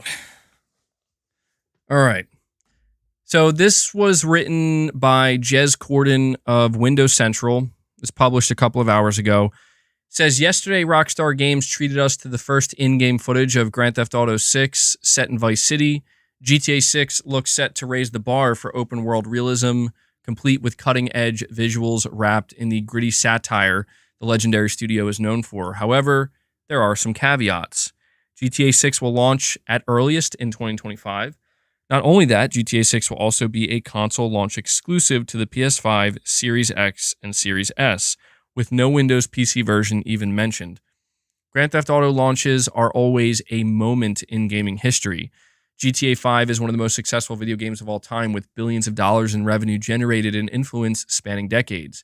Its console exclusivity will be a boom time for PS5, but perhaps, potentially, disproportionately, so too for the Series X and S if Microsoft can play its cards right. Here's why GTA 6 presents an incredible, once-in-a-generation opportunity for Xbox.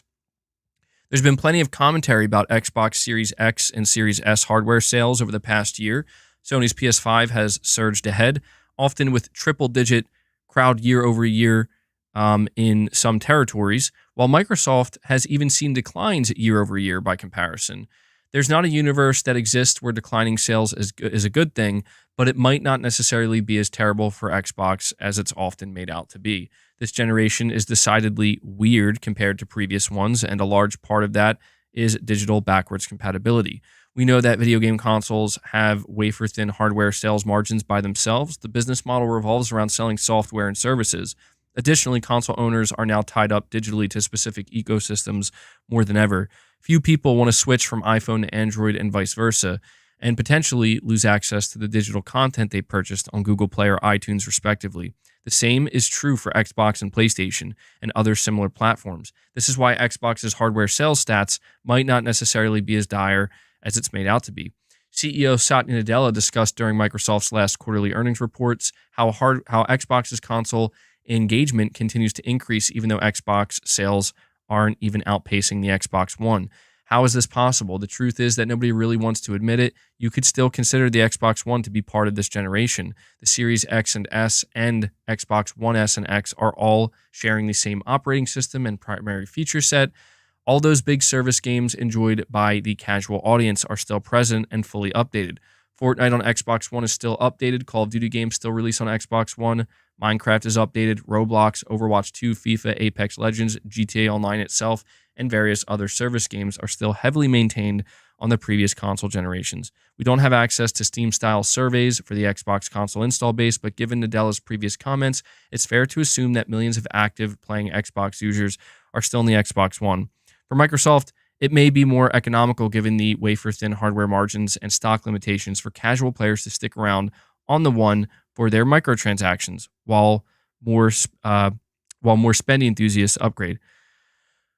Okay, I'm not trying to be rude to this article, but I'm just wondering when we're getting to the GTA 6 part.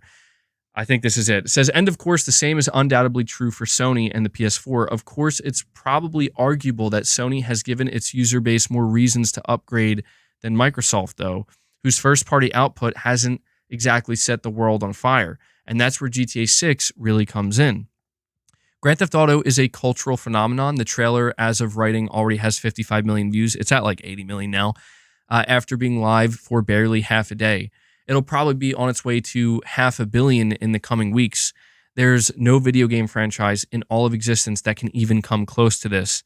10 years of waiting, 10 years of hype. GTA is a generation-defining, universally appealing game that will be transformative for the industry.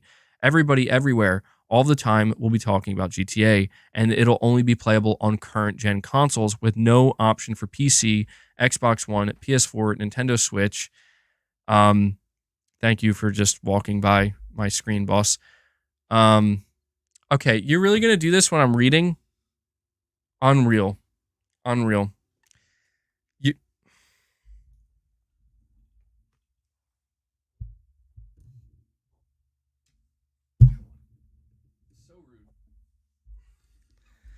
Sorry about that. Boss, again, trying to take over the stream here. Where was I at? Everybody, everywhere, all the time will be talking about GTA, and it'll only be playable on current-gen console with no option for PC, Xbox One, PS4, Nintendo Switch, or mobile players. Millions of casual players who are happy to stick with Call of Duty or FIFA on their PS4 or Xbox One will be considering, possibly for the first time, to upgrade to a current-gen system. Millions of youngsters who defy the game's doubtless 18-plus rating, as millions of us did as kids, will also probably be seeking a console for the first time. Millions more will probably be weighing up the pros and cons of each console, while also heavily factoring in price. With some of those younger and more casual players, Xbox and Microsoft potentially have a unique advantage. So maybe you guys can kind of begin to see where this is going. FOMO, the fear of missing out, has increasingly been at the fore of the industry discussions in recent years, although it's nothing exactly new. Video game companies are now selling premium early access, sometimes anywhere up to and over a week, for compelling upcoming Xbox games and upcoming PC games. Despite outcries regarding the practice, it's clear that millions of users, disposable income or not, take the bait. Sony has arguably created a more compelling sales pitch for its PlayStation console lineup than Microsoft for a variety of reasons, but few are perhaps more compelling than Sony's approach to PC gaming. Boss, you gotta go. You gotta go, bro. Let's go. Unbelievable. Just straight up ruining my stream. I've had it up to here with this cat, man. I'm just trying to get through this damn article and he will not let me. He is addicted. He is concerningly addicted. This is day 2 of no treats. I'm throwing those things out, man. Holy shit. Now let's see if we can finish this article now. Let's try again. Sony has arguably created a more compelling sales pitch for its PlayStation console lineup than Microsoft for a variety of reasons, but few are perhaps more compelling than Sony's approach to PC gaming. Microsoft has gone all in on day-and-date PC simultaneous launches for its exclusives, fully embracing the model that it's a software and service seller first. The casualty of this is its Xbox Series install base, potentially since users can stick to a chosen platform, whether it be Windows PC or even as far back as Xbox One, to play many of the latest games through pure serendipity. GTA 6 presents a perhaps once-in-a-generation opportunity for Microsoft to piggyback upon and generate sell-throughs for its own console ecosystem. If I'm a PC gamer primarily, or a casual player, or a sneaky youngster tricking a parent into getting me GTA 6 despite its age rating, the Xbox Series S might be the best option for millions of gamers out there by virtue of price alone. The Series S could represent the most affordable entry point into the GTA 6 world, which is doubtless going to have a hugely successful online service game component. Perhaps there's a universe where Microsoft actually lands the GTA 6 marketing rights as well, however unlikely that might seem. Perhaps there's a universe where the Series S gets price cuts and GTA 6 bundles, complete with Gamepass to boot. Perhaps there's a universe where Xbox Game Pass comes with bonuses for GTA Online, much like Microsoft's deal with Riot on League of Legends. But of course, none of this is set in stone. I know from talking to people at Microsoft that a large amount of investment was committed to improving development tools and optimizing the Series S this year. The high-profile delay of Baldur's Gate 3 on the Series X and S caused by the Series S likely being part of the reasoning. I wouldn't be surprised if Microsoft is also desperate to ensure GTA 6 swerves similar issues as well, given the tight spec sheet present in the console. Indeed, it's no secret that the Series S delivers on price, but compromises on resolution and performance in a lot of cases. I would argue that Microsoft needs to work with Rockstar as much as possible to ensure that GTA performs well at the bare minimum, but beyond that, there's a huge opportunity for Microsoft to piggyback on this cultural moment in history. In a world where it has committed its own Xbox exclusives to PC day and date, GTA 6 may be one of the last opportunities Microsoft has to capture a new generation of Xbox console gamers coming in from PC, iPad, or Nintendo Switch, users that aren't already de facto locked into the PlayStation digital ecosystem. So that was a long write-up, but man, I think this write-up from Jez Corden kind of speaks volumes. I understand why he put as much in that article as he did to give the full context, but long story short, basically what this article from Windows Central is saying is that Microsoft could leverage the fact that GTA 6 is not releasing on PC and it's just releasing on PS5 and Xbox consoles. They could leverage that and use this as a major opportunity to push Xbox console sales, whether that's by pushing the Series S, trying to strike the marketing deal, trying to have bundles for the Xbox. And he's referencing like how GTA 6 is going to be appealing to the more casual audience as well as the hardcore audience. But GTA has that kind of universal appeal akin to like, sports games and Call of Duty and whatnot, but even on another level. And he's not wrong about any of this, but I think this just really. What's interesting to me about this write-up from Jez is that he seems to be projecting a little bit of hope that Microsoft is going to do more for the Xbox console in terms of trying to push sales and care about it. And I can't blame him. I'll be honest, I can't blame him because he admits even in the article that like he says it might not be as dire as it seems, but he also acknowledges that when sales are down, it's never good. And this right here is why I want to mention the idea of Sony actually having the marketing rights to this. Because if everything he just talked about for GTA 6, if Sony has the marketing rights, none of that's going to be possible. None of it. Like the only thing Microsoft will be able to do is push the Series S and the fact that you can play GTA 6. They can't market it with GTA 6. They could just let people know. I don't even think they could do that. I mean, they would just have to market the Series S and push it and say this is the cheapest entry into next gen. So you can play big hit titles such as GTA 6, potentially. But it's just, I just don't think Microsoft is viewing it this way, man. And I'll put it to you this way. Everything that was written in this article is exactly what Sony is going to do. Like, it is what Sony wants to do.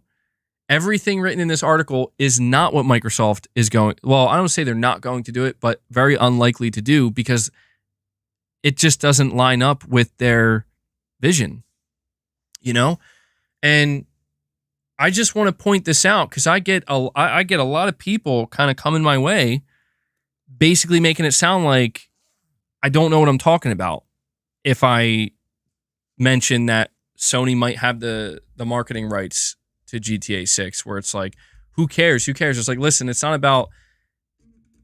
I get it. From the consumer perspective, maybe it doesn't matter that much. But if you're talking about like kind of understanding the impact it's going to have on the current console landscape, especially now knowing it's not releasing on PC, I just thought this was an interesting write-up because to me, it seems like this article is aware of like what's going to happen when this game drops.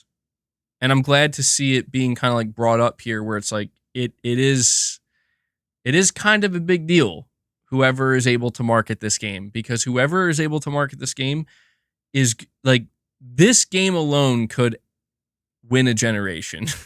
And I know that sounds insane to people, but it's certainly possible, if it's marketed heavily enough, if it's pushed heavily enough. Now, granted, you throw in exclusive games and other major partnerships, so maybe it won't be the be-all, end-all, but I don't know, man. I just think it's really interesting.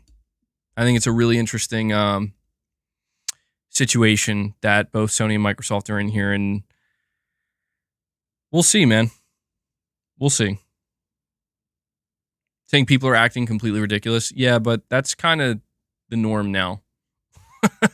Wouldn't you agree? Wouldn't you agree that's kind of the norm? Let's go see how many more. Okay. It's still sitting at 80 million.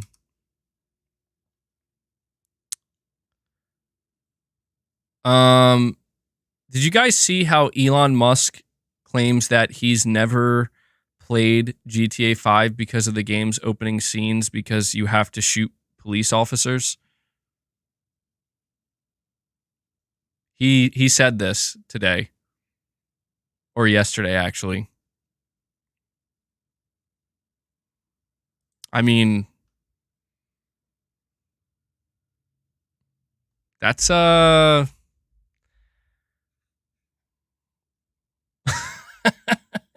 is a special snowflake.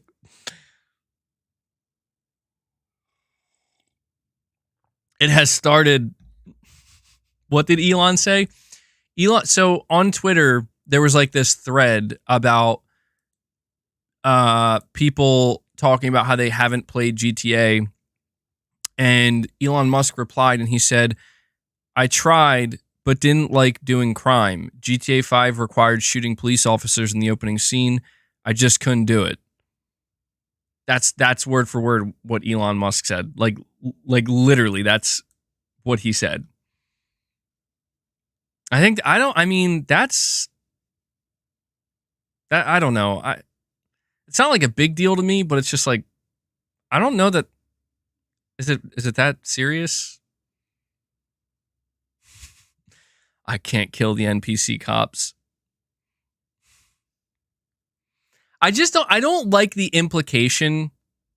Listen, I don't like the implication that it's like, yeah, if you shoot the cops in the opening scene of GTA because you have to progress, you're kind of a shitty person. It's like, bro, come on. It's a little weird.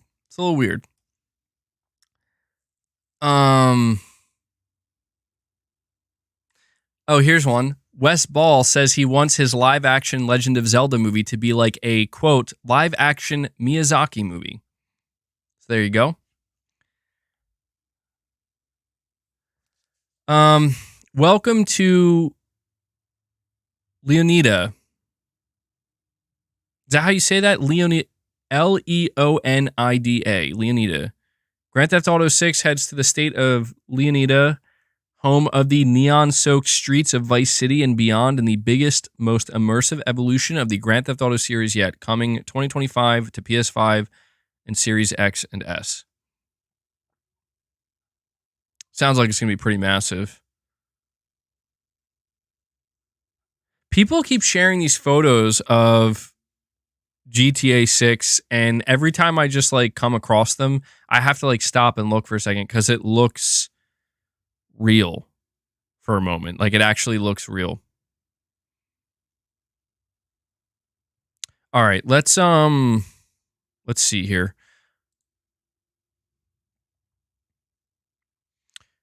I have to adjust myself here. So give me just a moment to bring this up. Now we're going to take a look. This is the part of the stream that may end up getting claimed. And for people who are watching afterwards, there might be a chunk missing. If so, just know that I couldn't do anything about it.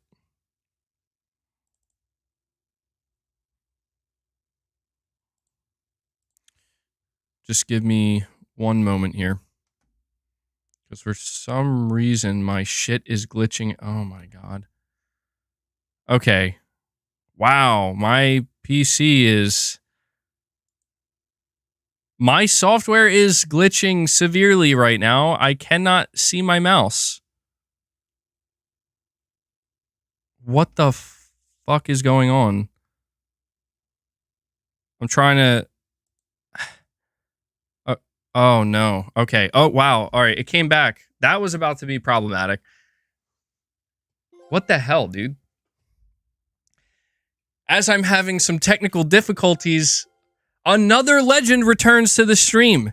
Hellbound 1981 comes in, keeps the membership train going strong. He drops 5 more memberships. Incredible. Hellbound, thank you so much, my friend. Appreciate it.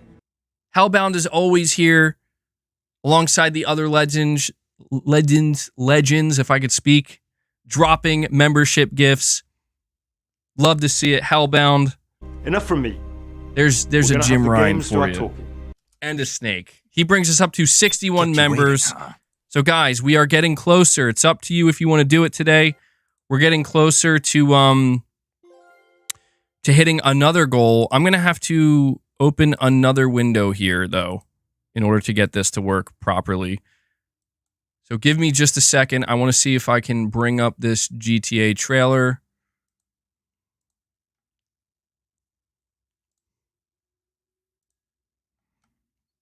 All right, let me close this out. And then, wait, which one? Okay, yeah.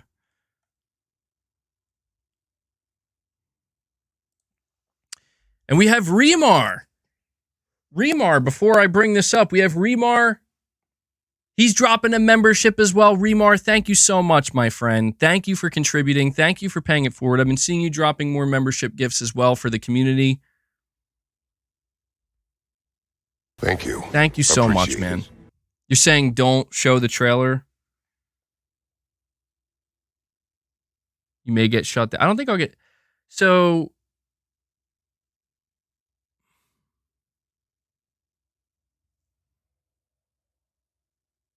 So I'm not going to play the trailer.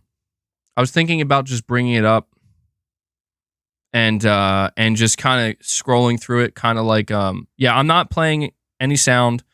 I'm going to experiment. This will be a good experiment. I'm not going to play it. I'm going to like click on it and we're going to kind of capture it like as screenshots. And we'll see what happens. Just give me a moment to bring it up here. Where is it? There we go. Is this the one?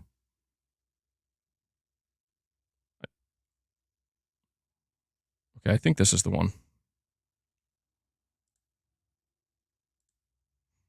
I'm going to move my... You can't see my face. It's blocking my face. I'm going to move my chair all the way.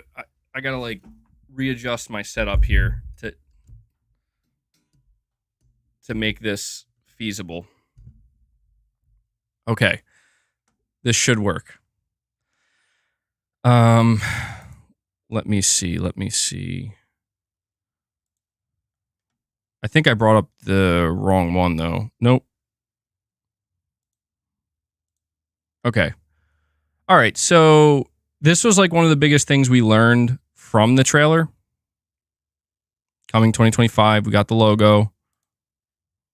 I just have to pop out my chat. We'll be good to go.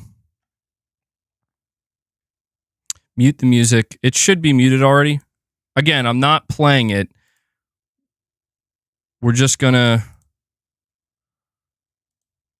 So this is the first shot right here of the trailer, and I feel like the first thing you kind of gather here is, yeah, this is Vice City. Yeah, you look at the color palette. Looks like the sun setting. I mean, it almost has like a neon look to it, you know? Almost. It looks really good.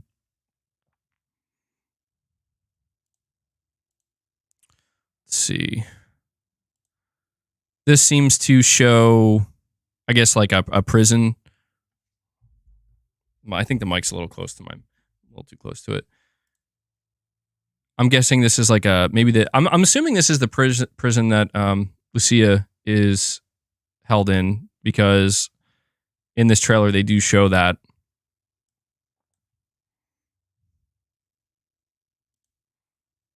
And there you can see her. She's an inmate. She's looking out.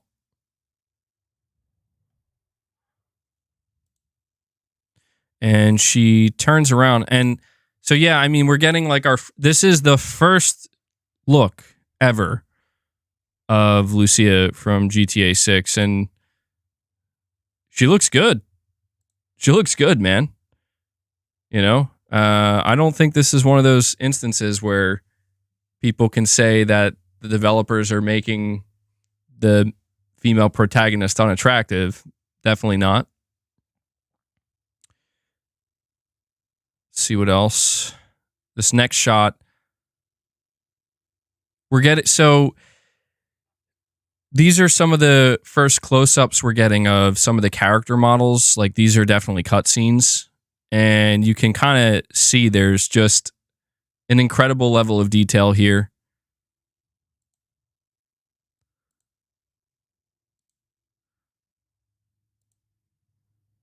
Another look at Lucia. And then after this, it transitions into showing some shots. Pretty much from this point forward, it just descends into total chaos.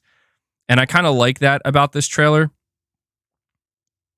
I like the fact that it kind of went from just immediately introducing one of the main characters, and then it just goes into chaos. I almost hit play. Oh, man. So I think that confirms yacht, boats. If we look here, you can see some dolphins. I mean, dude, look at the water, though.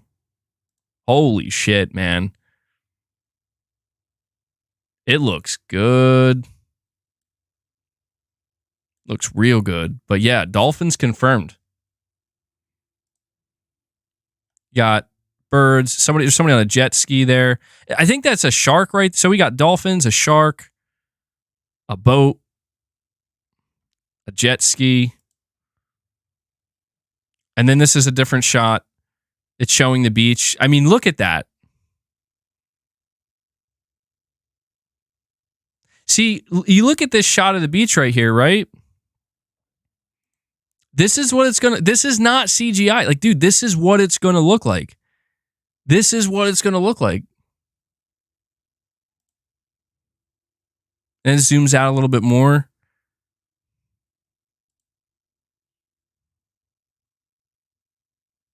God damn. Rockstar Games presents.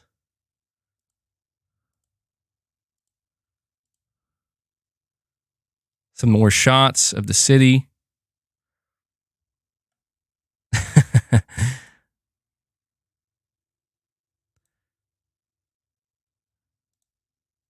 Bunch of flamingos.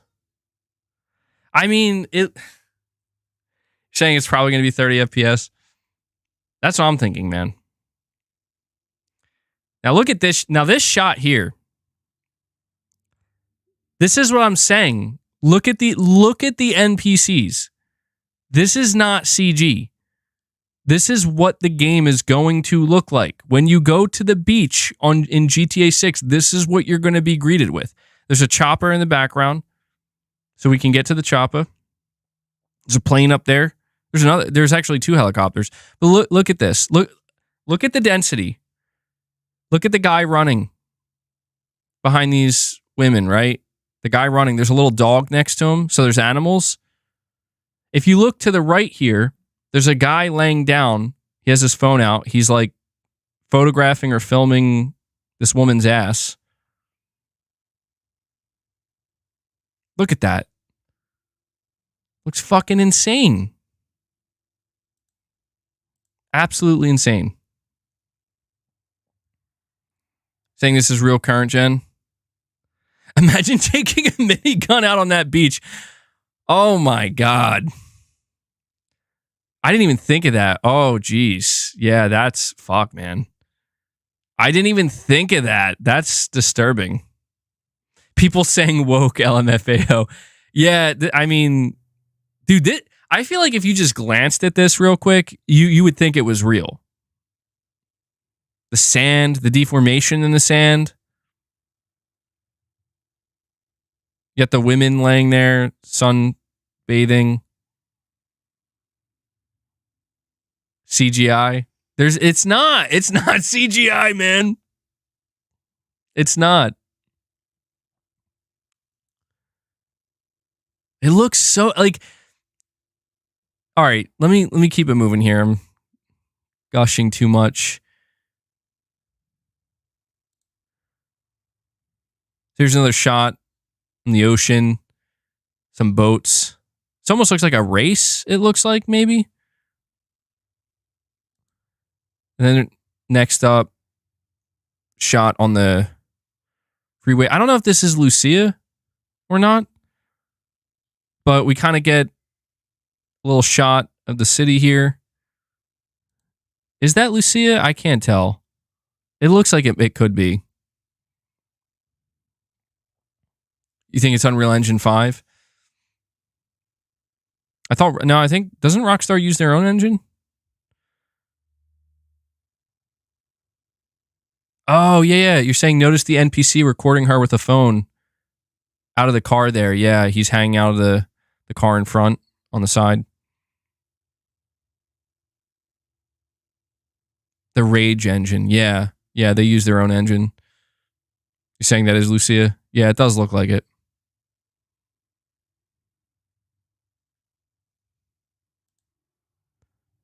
Yeah, you can tell. Now that you can kind of see her face a little bit. I guess that looks like Jason next to her in the driver's seat. This right here too, man. Look at this. I think this confirms they're bringing lowriders back. But oh my God, dude, look at it. It looks fucking real. This looks real, dude. This looks like a real picture. All those NPCs standing there. Looks like a gang, maybe. Next up, we have strip club. Oh, wait, here's a closer shot. Yeah. The level of detail in the NPCs is really high, too. But it's not, like, ridiculous to the point where it looks, again, like it doesn't look like CGI or anything.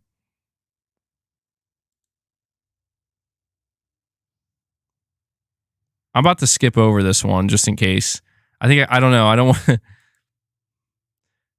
And there's your quick look, and we'll just keep it moving along here, just in case. Don't want to, you know. But yeah, the strip clubs are coming back, and they look pretty legit. I'm assuming this is like maybe a side character, but we're getting another shot here of like some highly, just highly detailed character models, man. I mean, it's looking really, really good. It's looking really good. But I think we see these characters a couple times in this trailer. Here's like a helicopter shot of the city at like dusk. The lighting looks really, really good.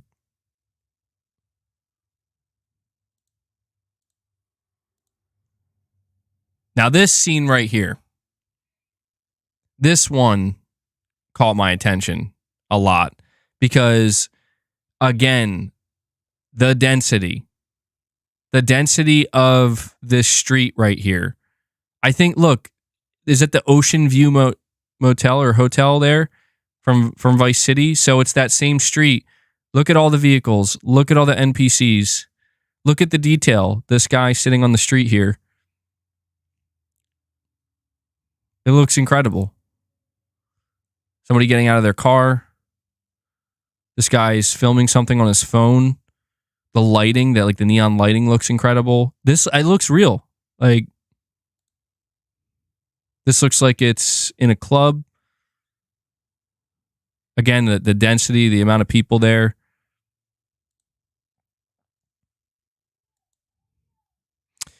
This shot looks crazy good. Like this, out of I think all the shots in this trailer, this one almost looks the fakest to me, where it's like, yo, this doesn't look real. Like, this is what the game's gonna look like. What? It looks phenomenal.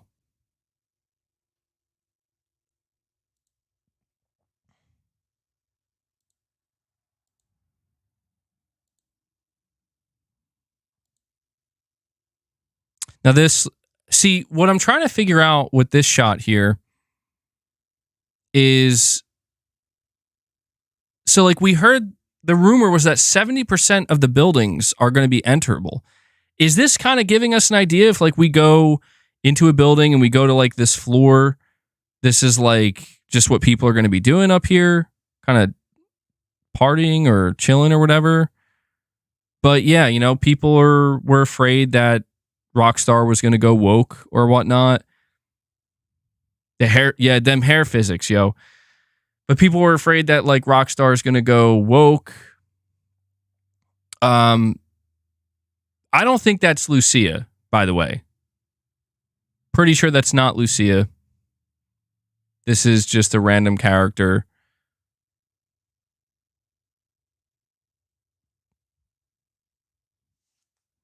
That is Lucia? Garrett Green with the $2 super chat. It's his third super chat. He says, I will super chat $100 if this game can't hit 60 FPS. If you're saying it can't hit, I'll try to remember that, Garrett Green. It'll be a long time till we find that out.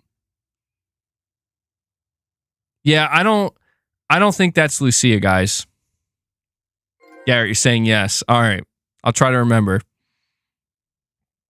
Her lips look different.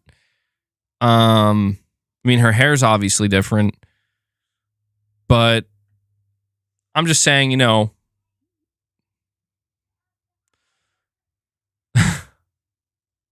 lonely fans, is that what they're going to call it? Zoom in on her? No, there's no reason to. I don't want to. If I zoom in, I'm going to fuck it all up. We need a closer look. Relax, gaming survivor. It looks like I guess she's posing for like a picture or something.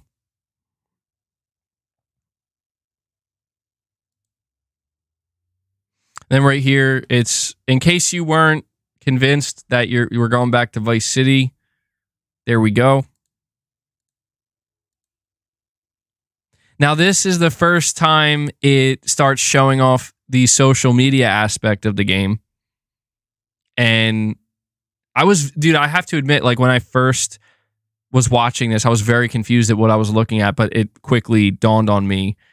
Like, oh, this is like, people are saying this is like Instagram or TikTok or whatever. Dad bod squad. A Poppy, save some sugar baby for the rest of us. I mean, this game is going to be fucking insane. This game is going to be insane, dude. Dad bod squad. I mean, even if you just look at his character model, like the level of detail, even for this random model here, Jeff Bezos on his yacht. You know what the crazy thing is though? Here's what I'm wondering, since there's going to be a big social media element in this game.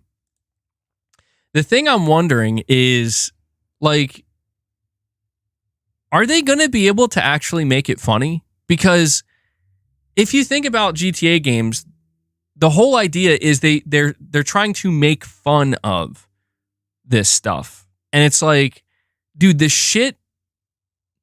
stuff that would have been seen as stupid, ridiculous, and funny, I guess what I'm trying to say is they're not going to have to do anything to make fun of it. Like, they're just going to have to present it as it is, and there it is. Like, it's ridiculous.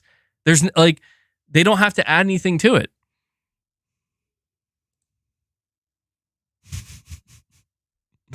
Dad bod squad. And I was seeing that apparently some of the stuff that they were putting here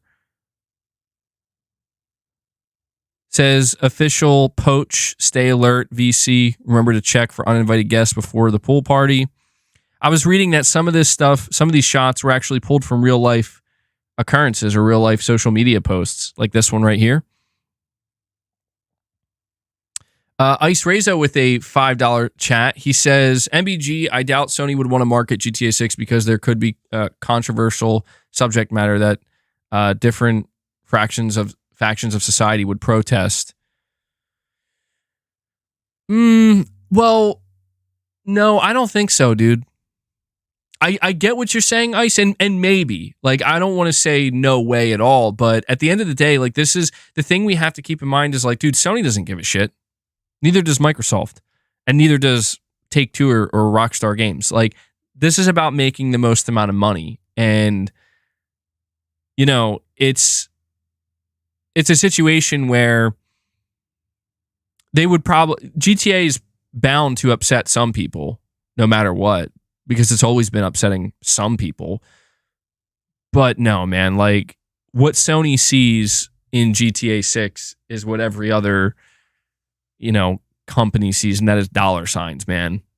Dollar signs. So I don't want to say it's impossible, but I don't like, Sony is not, if they had any concern, the potential money they could make partnering or marketing this game outweighs that risk, you know, or that concern. But I get what you're saying, Ice. I will say, man, like the thing that's so interesting about this trailer is it, and look at that. Look. Shit's crazy. Like, this was another one that was apparently based off of a real life social media post where a woman was like doing this on top of a car, like twerking on top of a car. And this shit's wild.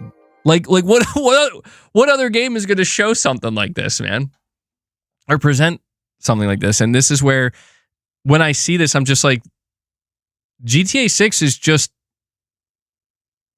it's our world today. It's Florida 2023. Shit's wild. Have a Vice day. Someone called the Department of Transport on this dump truck. Dude. Okay, see, this is what I mean. It's like, the joke here is this is what people do today. That's the fucking joke. Nothing else needs to be said or done. This is the joke. This is what people do today. I love it, man. It's so funny. It's not parody anymore. So this is a four-way intersection here where it looks like there's some kind of... What does this look like? I don't know. It looks like they're doing donuts, I guess. This looks like it's part of a mission. Almost everything here, like, almost everything looks like it's part of a mission. Here's another social media. This looks like it's people live streaming. Zaza Nugget, the best song right now. Long time coming. Shane C. Ayo, catch a vibe. Your girl 99. Finna spin to block with this one. Lick lick. This is the shit. Like, it. Look at this. It just looks like real life today. That's funny. Zaza Nugget. Oh man. And then this was another one that I saw was from a real social media post or something that happened where an alligator just like came into a fucking convenience store. So this shows there's convenience stores again. Obviously. I mean, in this shot, I'm kind of looking at the fact that, you know, this car is parked up to the gas station. There's a lot of So what I want to know, and you can't really tell, obviously, we're not going to know till later on, but sorry, that was gross. What I want to know is if NPC behavior is, you're saying it was a gator that went into Walmart. Dude, that's funny. I want to know if this NPC behavior, like how much of this, of what we're seeing is like scripted, you know what I mean?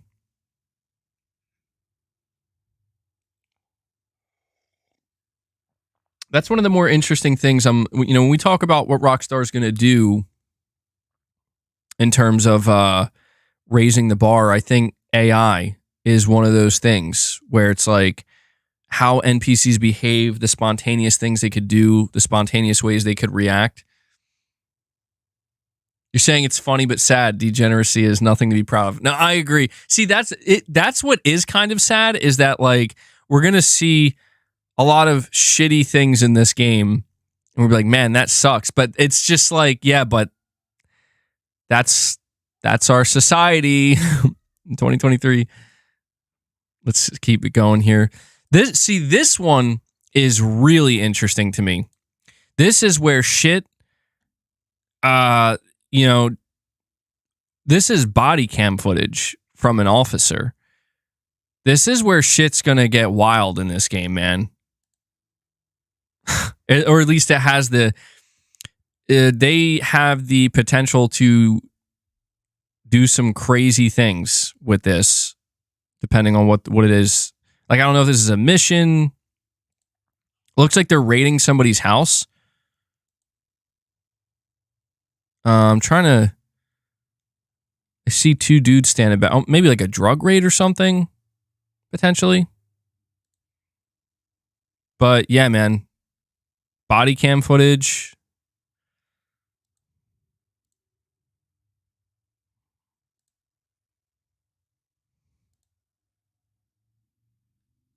What the fuck is this? Planet Leonida Man. Usually got to hit up the strip club to see jiggle like that for real. Oh, it's a dude being chased by a cop in a parking lot. Look at those puddles, though, man. Look at those fucking puddles. That's crazy. Like, what I'm trying to figure out about the social media aspect of this, do you just, like, go on? Do you, like, pull out your phone and go on social media?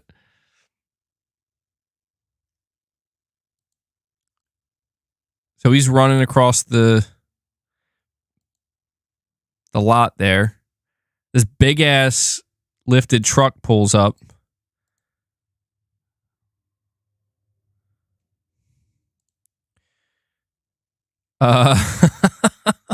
General Custard Cannon, only in Leonida, is a crotch grab and apology for bad driving. Dude, this look like it almost looks real, man. It really does. It almost looks real. That's so funny.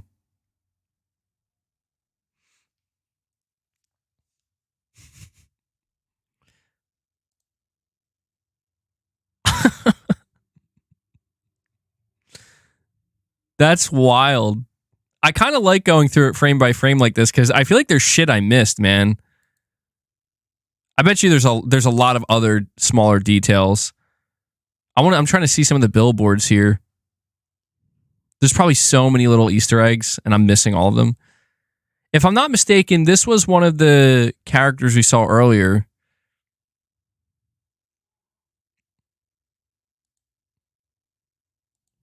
He's hanging out of his truck here. Looks like there's kind of a lens. It's like a greenish tint. I don't know. Is that the same guy we saw earlier? It kind of looks like it. I can't tell.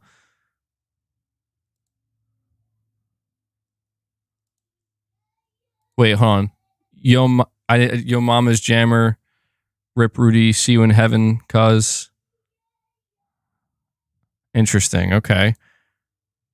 And, oh my God. What the hell is this? I must have missed this the first couple times around. It's some old dude in a visor in a thong. What the fuck? That's your uncle? Real or CGI?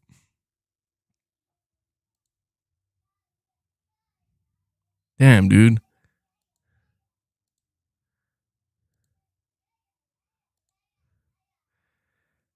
Thrillbilly Mud Club. I think that's what that says.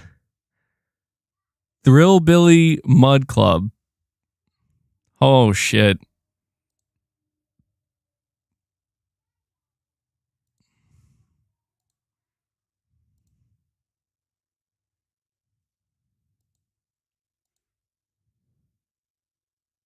I mean, dude, it looks so detailed.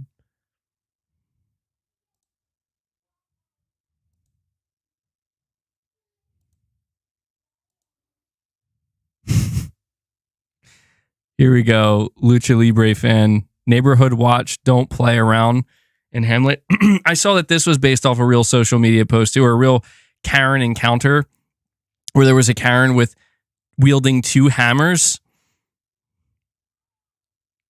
Oh my God. She looks like she could be a fucking Elden Ring boss or something.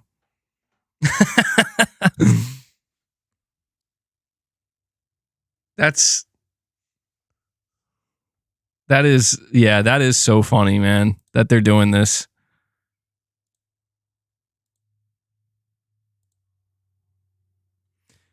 This looks like it's at maybe a concert or a party.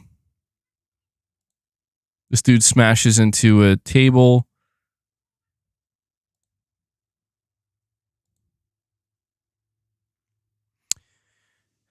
There's a clear billboard. Angstipan. It cures emotions. See, they're still making fun of shit. I think this is Jason driving the car, and the cops are going by.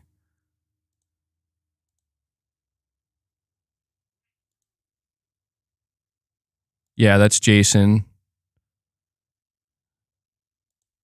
I don't know if they're on their way to rob a bank or if they just finished robbing a bank, but he's wearing the green bandana. There's a closer look at Jason. He looks like he's in his 30s, maybe. Like he could be like 35 or 6 or something.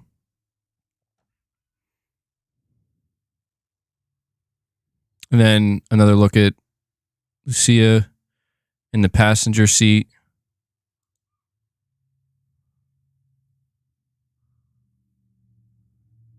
She's got money in her hand. So I guess this is after they robbed I think it was a convenience store. It's another good look at her. You look at the detail of the leather on her seat. It's cracked at the top there a little bit. No overturning zone. Cops arrest man who flipped his car after Pee-wee's Dine and Dash. Weasel News. Weasel News is returning.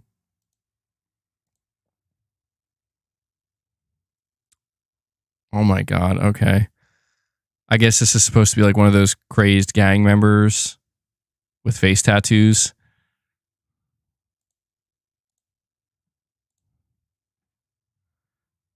This looks like maybe a biker gang. Got some quads in there. See, look, guys, like this is what I'm saying. People think this is CGI. This is not CGI. Look at this scene right here. Look at the street.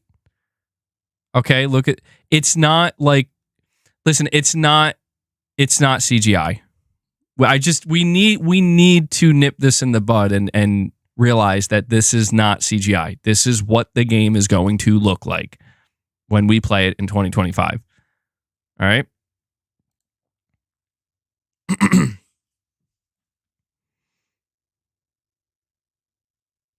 You're saying Kind of Funny's video got taken down yesterday for doing this. Did they play the video though? I haven't played the video. We're just looking at screenshots. If it gets taken down, like I said, I'm gonna have to edit it out.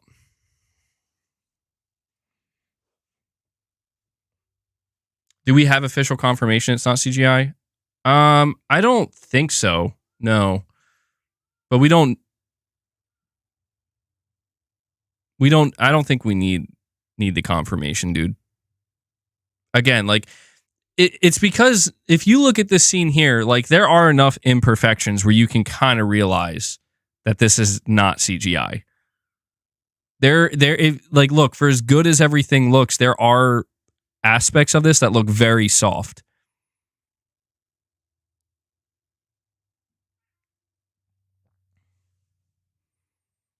Matt York says he's heading back to work. I appreciate you stopping by, man.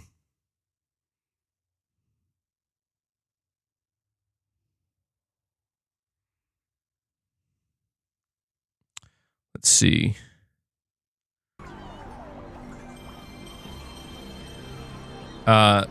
Dirt bags.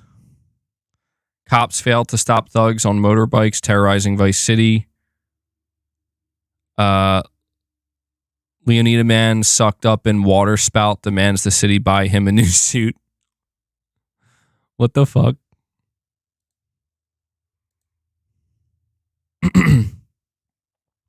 High Rollers Lifestyle at High Rollers Mag.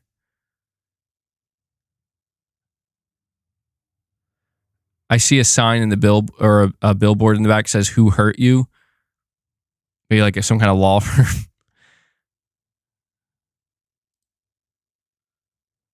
I mean, the character detail is really high, man, which is good to see.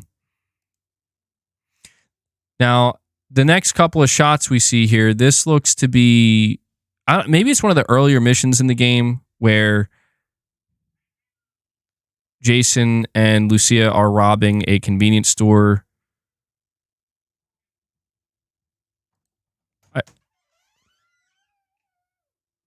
Hello, Leia. My cats cannot decide if they want in or out.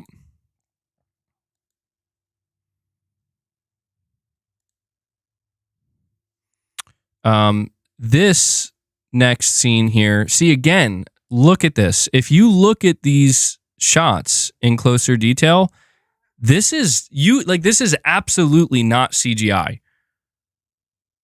I'm not trying to call out the imperfections, but it's just when you stop and you freeze it and you look, you can tell like CGI would not have this soft of a look in some of these areas. At least in my opinion. But I think this is after they robbed the convenience store. They're escaping.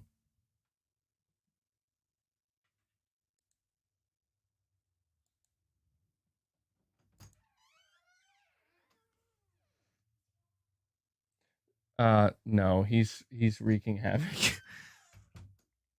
Then we have this shot here is confirmed. I mean, I feel like it was kind of, I don't know if it was obvious to everybody, but these next couple of shots confirm that there is a romance between Lucia and Jason.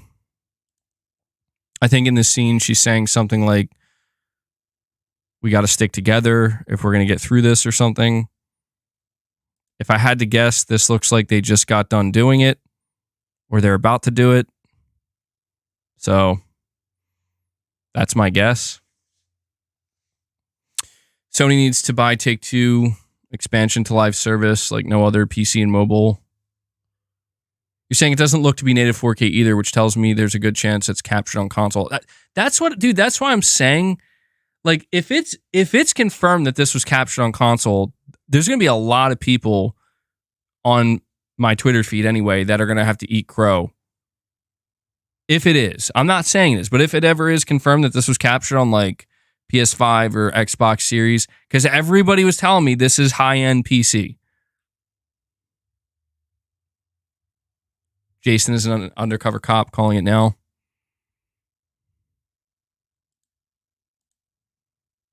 We get a nice shot of, I guess, Jason's chest hair. I guess. I mean, yeah, they definitely got to be doing something in this scene.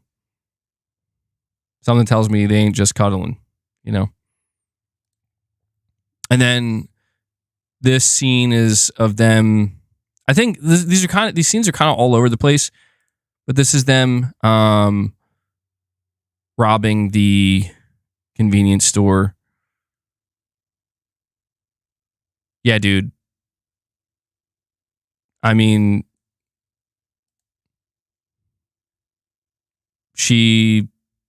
yeah. So nobody can call this game woke, bro. I mean, look, she's got the body, you know? She's got the looks. See, is it saying calm down, MBG? Whew, man, it's getting kind of hot in here, isn't it?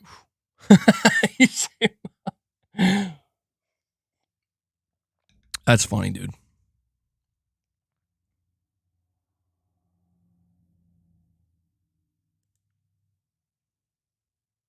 This is a cool shot right here. I like this. I mean, they really don't give you too much to go off of story-wise.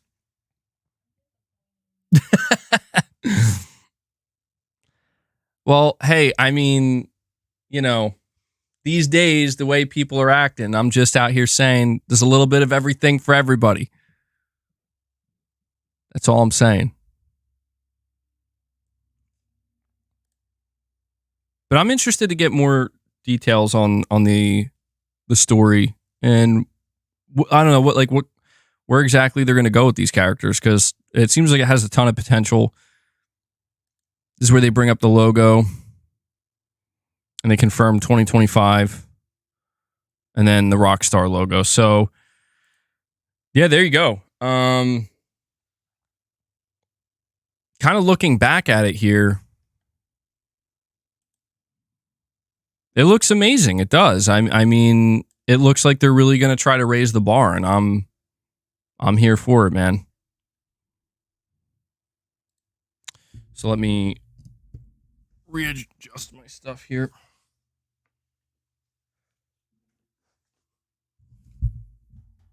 So, what did you guys think? I mean, the question I want to ask at this point is, did the first ever GTA 6 trailer live up to the hype? What do you think?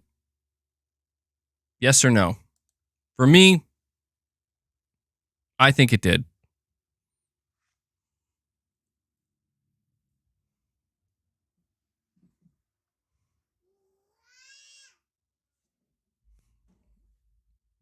Oh my God. Dude, I'm just scrolling through Twitter right now and I'm seeing people finding the real life references of some of the social media, and that one of the guy who was sprinting across the gas station and being chased by a cop, somebody pulled up the actual video of a naked man running down the road in front of a gas station getting just fucking decimated by a cop. That is funny shit, dude. Why will my chat not return? There we go. You say 95% yes for first trailer, yes. Need some gameplay. I agree. The only thing we need now is some gameplay.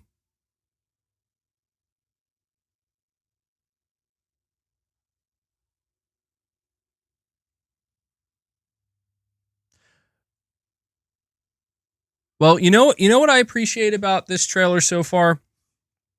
There's a lot I appreciate about it, but because so many people were so afraid that like, oh, GTA is going to go woke or something. Again, this game is going to break records. It's already broken a record. It's going to continue to do so, in all ways. But it's now sitting at 82 million views in 20 hours. Look, I'm not trying to be that person, but I do just want to call upon the fact that like this game is not afraid to, show, like, make it clear that there are all different types of men and women, all shapes, all sizes, right? And this is a game that's going to break records. And I hope that developers and people seeing this realize that it's okay to, make people look, not just one way is the way I'll put it, to put it lightly. That's all. I think GTA 6 is clearly the opposite of going woke. And it seems to me like they're going to just fucking remind people that,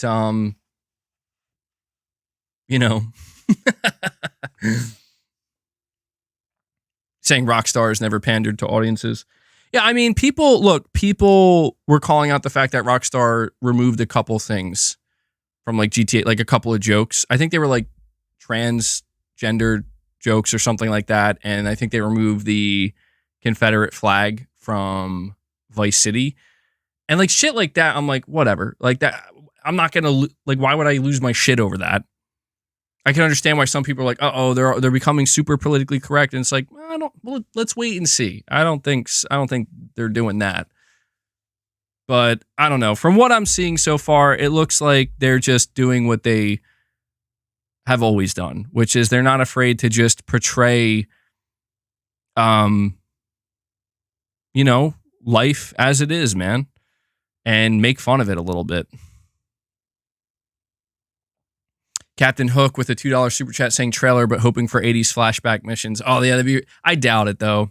I doubt it. Yeah, that's the thing. Returning to Vice City, a lot of people were like kind of hoping we'd be going back to the 80s or something, but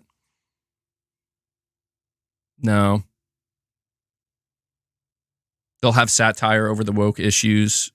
Yeah, but they're like, they're going to make fun of liberals, they're going to make fun of Republicans, they're going to make fun of everybody. And that's kind of what I'm looking forward to with this, because I'm getting that feeling that it's just they're going to make fun of everybody and make everybody seem stupid. And I'm looking forward to that because that is kind of what they've always done. I mean, even when you look at the main characters, like they're not even really good people, you know? So you haven't seen any Trump jokes yet. Yeah, that'll be the real test. That'll be the real test. But I like it, man. I think that there were a lot of different ways they could have approached putting this first trailer out. There are a lot of different ways they could have approached showing off the game and the city, and I think they nailed it so far. And it's nice to finally see a game that's seemingly going to really try to push the boundaries a little bit of what the PS5 can do. Saying people need to lighten up and accept being laughed at once in a while. I agree. I mean, I think so. Here's what I think has happened. You ready?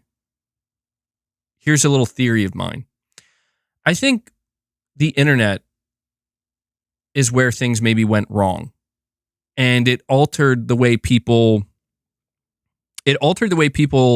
socialize and communicate. And I think more than anything, what the internet has done is it has, due to anonymity, allowed people to say whatever they want unfiltered, mostly unfiltered. And because of that, they will say things that they would otherwise never even think of saying to a person in real life, to their face. And as the internet became more ubiquitous and everybody's living on social media, it's just becoming more and more common where you're getting unfiltered, like completely unfiltered, not censored, unfiltered thoughts from people. And in reality, like when you are out there in the real world, you don't get that. Like there are some people who are completely unfiltered in real life to everybody they meet. Those people struggle because it's just a widely known and accepted thing in humanity. I mean, since the dawn of time, since the dawn of humanity, that you can't just be brutally honest all the time to everybody because no one's going to like you. You're just going to come off as an asshole, even if you're telling it like it is, you're probably going to be very unlikable. And the way humans survived in the past, and to an extent today, not as much today, the way humans survived in the past is by grouping up, being part of the pack, That's how we survived. So it was in human beings' best interest to get along, and therefore we've adapted to, we've basically adopted this idea of having a filter for the sake of keeping the peace. And on the internet, you don't have to have a filter because no one has to know who the fuck you are. You could say whatever you want to anybody. And, I see the term rage bait being thrown out there a lot lately. And like rage bait is a perfect example of like an anonymous individual on Twitter or Reddit or YouTube that can just make a ridiculous post that the intention is to upset people. And they're clearly going to do that. But the reality is that person, it was very much intentional. So I don't know. It's a very strange situation. And that's why I think like when you mentioned that you think people need to lighten up a little bit, I can understand why it's tough for some people because the internet is a brutal place because there is no filter, right? Where people always talk about, well, we don't want to encourage censorship. And I agree, but we need to encourage like just don't be shitty to people, especially for no reason. And that's where it gets kind of murky because there are so many people out there that are like, fuck you. I'll be shitty to everybody because I can be, because there's no consequences, because I'm anonymous, And it's like, well, fuck, that sucks. And it just reveals that there are a lot of shitty people out there that when there are no real tangible consequences, you see who they really are. And I feel like the internet has revealed that. So all right, let's see. We have the Batosai. I don't know if I'm saying your name correctly. Apologies if I said it wrong. You're saying the PS5 Pro will run GTA 6 like a gem. Do you think Xbox will offer a new console or settle in the pile of shit? Oh my God, bro. I did not, talking about being unfiltered, I did not expect the last part of that super chat. Will Xbox offer a new console or settle in the pile of shit? God damn. Tell me how you really feel, man. But to answer your question, I mean, Phil Spencer pretty much confirmed that they're not pursuing a mid-gen refresh. So to answer your question, no, I think that they're just going to settle for the Series X and S. Oh, God, I think I inhaled a boss hair. Help. Actually, you're saying if you can't stand the heat, get out of the kitchen. People who are nasty get their karma. I believe that too. Yeah, and that's the thing as well. Like, that's why we say, like, people have to lighten up. I interpret that as, like, you just have no choice. Like, it's better to just accept what is. And part of what is that there are a lot of people that just don't give a shit. They never will. They don't care about you. They're going to, they don't care about your feelings. They don't care about how they treat people. You can't expect that to change. There's always going to be bad people in the world. And that's just how it is. It doesn't, I'm not saying you have to accept it, like, accept them for who they are and embrace them. No, I don't mean like that. I just mean, like, it's just the way of the universe, man. Yin and yang. It's just, I am a believer in karma to a certain extent, So I think it's all about the energy you put out there. I do. I think it's all about the energy you put out there. And if you put out a lot of negative energy, that's what you're going to get back. Maybe not at first, but eventually it's going to come back around and it's going to, that's what you're going to get back. If you put out a lot of positive energy, and I'm not, bad things happen to good people. That's not necessarily what I mean. I'm not saying, like, if you do good things will happen to you. Not necessarily. Good energy, bad energy, it comes in many different forms. So, actually says you should get off the internet anyway for your health. I agree with that. Like, it's funny because that's the thing. This is going to sound so strange, but maybe not.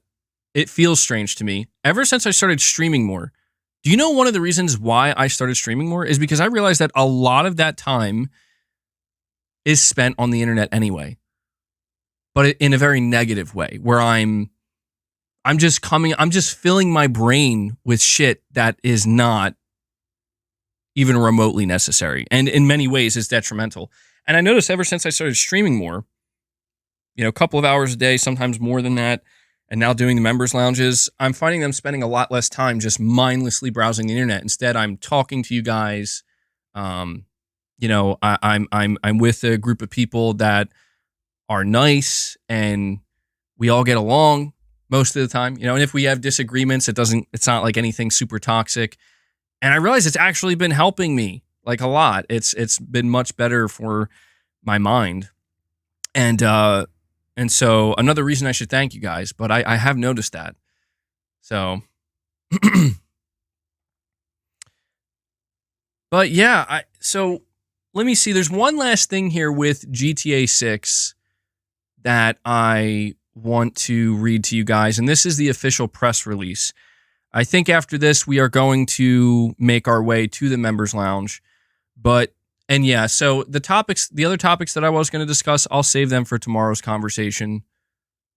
Because today was just completely consumed by GTA 6 talk, understandably. But let me read to you the official press release from Take-Two Interactive themselves. This was released yesterday. Rockstar Games announces Grand Theft Auto 6 coming 2025. December 4th, 2023, Rockstar Games, a publishing label of Take-Two Interactive Software, is proud to announce that GTA 6 is coming to PlayStation 5 computer entertainment systems and Xbox Series X and S games and entertainment systems in 2025. Grand Theft Auto 6 continues our efforts to push the limits of what's possible in highly immersive, story-driven open-world experiences, said Sam Hauser, founder of Rockstar Games. We're thrilled to be able to share this new vision with players everywhere. Grand Theft Auto 6 heads to the state of Leonida, which I think I'm saying that correctly, home to the neon-soaked streets of Vice City and beyond, and the biggest, most immersive evolution of the Grand Theft Auto series yet. Watch trailer 1 now, and they linked their YouTube video. Celebrating its 25th anniversary in December, Rockstar Games pioneered the open-world genre of video games with the launch of Grand Theft Auto 3 in 2001, with each successive blockbuster entry in the series, including Grand Theft Auto. They actually have a spelling error here. They forgot to put auto. They said Grand Theft Vice City, Grand Theft Auto San Andreas, and Grand Theft Auto 4, and has become the biggest selling, most critically acclaimed and influential properties of all of modern entertainment. The most recent iteration in the series, Grand Theft Auto 5, has sold over 190 million units to date. Rockstar Games' blockbuster Western series, Red Dead Redemption, has sold over 81 million units worldwide to date, which is crazy, with its most recent, Red Dead Redemption 2, breaking new ground in fidelity and immersion. Grand Theft Auto 6 is not yet rated, and they say about Rockstar Games, about Take-Two Interactive Software, and then there's just a bunch of other like legal stuff here. But yeah, the reason why this press release was significant is because the press release is where we officially learned that right now there is no PC version of the game announced. Actually, you're saying, buddy, old pal, how about some Liza P playing in the lounge? Not yet. We're going to do that again soon. I've been playing Liza P a lot. I think I have 18 and a half hours in it now. I just got to a new section of the game. I beat the Puppet King, which was the last boss. And funny enough, I beat the Puppet King first try. Couldn't believe it. Now, I did summon help. I just do that now because I figure why not. But I don't know, man. Like the next boss fight, I might not do it because I couldn't believe I beat the Puppet King like first try, which was and you know what weapon I used to do it too, which is so funny. It was the baton. It was just a small beating stick. It was funny, dude. I don't get me wrong. Like I barely beat him my first try. I had no more health, no more vials. But I was like, wow, that was lucky. But yeah, I beat the shit out of him with my baton. I was like, dude, this weapon, it looks like a puny piece of shit, but goddamn, it actually kicks ass. But yeah, we're going to be doing, I don't know when exactly, we're going to be doing another gameplay session of Liza P soon, because I did enjoy that, and it was pretty fun. And I'm feeling better now. Like I've obviously, when I did my first gameplay of it, I think I only had 3 hours into it or 2 hours. So I'm feeling a lot more confident now. Oh yeah, by the way, I want to put this out there too. Check this out. Over on Twitter, I was posting a lot about GTA last night on Twitter just because I was caught up in the excitement like everybody else, but I had already streamed that day or yesterday, and I put out this tweet where I said, pretty sure we're going to need a PlayStation 5 Pro to play GTA 6 at 60 frames per second. Again, I could be completely wrong about that. But you get these salty motherfuckers, man, that are just so, like, they just want to turn everything into a fucking console war on the internet, where this guy, one of the replies I got was this dude said, so are y'all going, if so, are y'all going to outrage? Basically bringing up like Starfield, right? Like, oh, everybody was outraged that Starfield was 30 frames per second, and PlayStation fans bitched about that and made fun of it.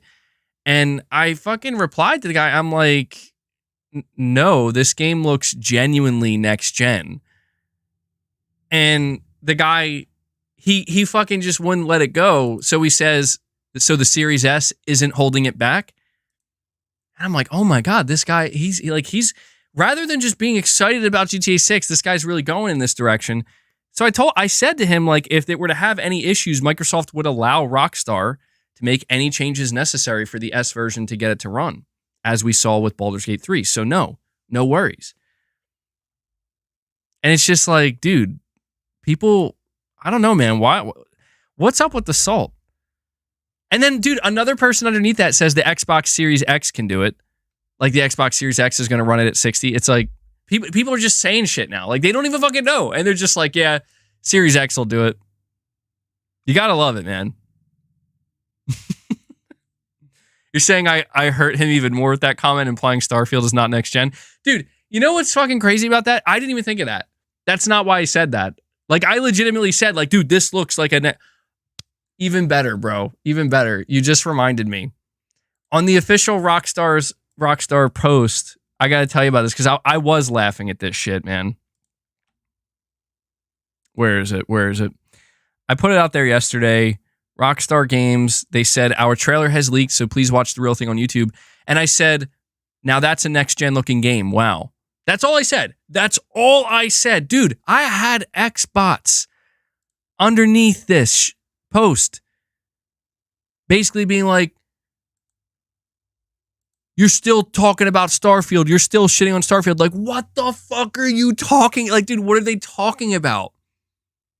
Like, I'm literally just complimenting Rockstar Games saying that looks like a next-gen game. And you got, like, some wild-ass, weird-ass Xbox fans on Twitter being like, why are you making fun of Starfield? You can't stop thinking about Starfield. I'm like, bro, what the fuck? Like, what are you talking about?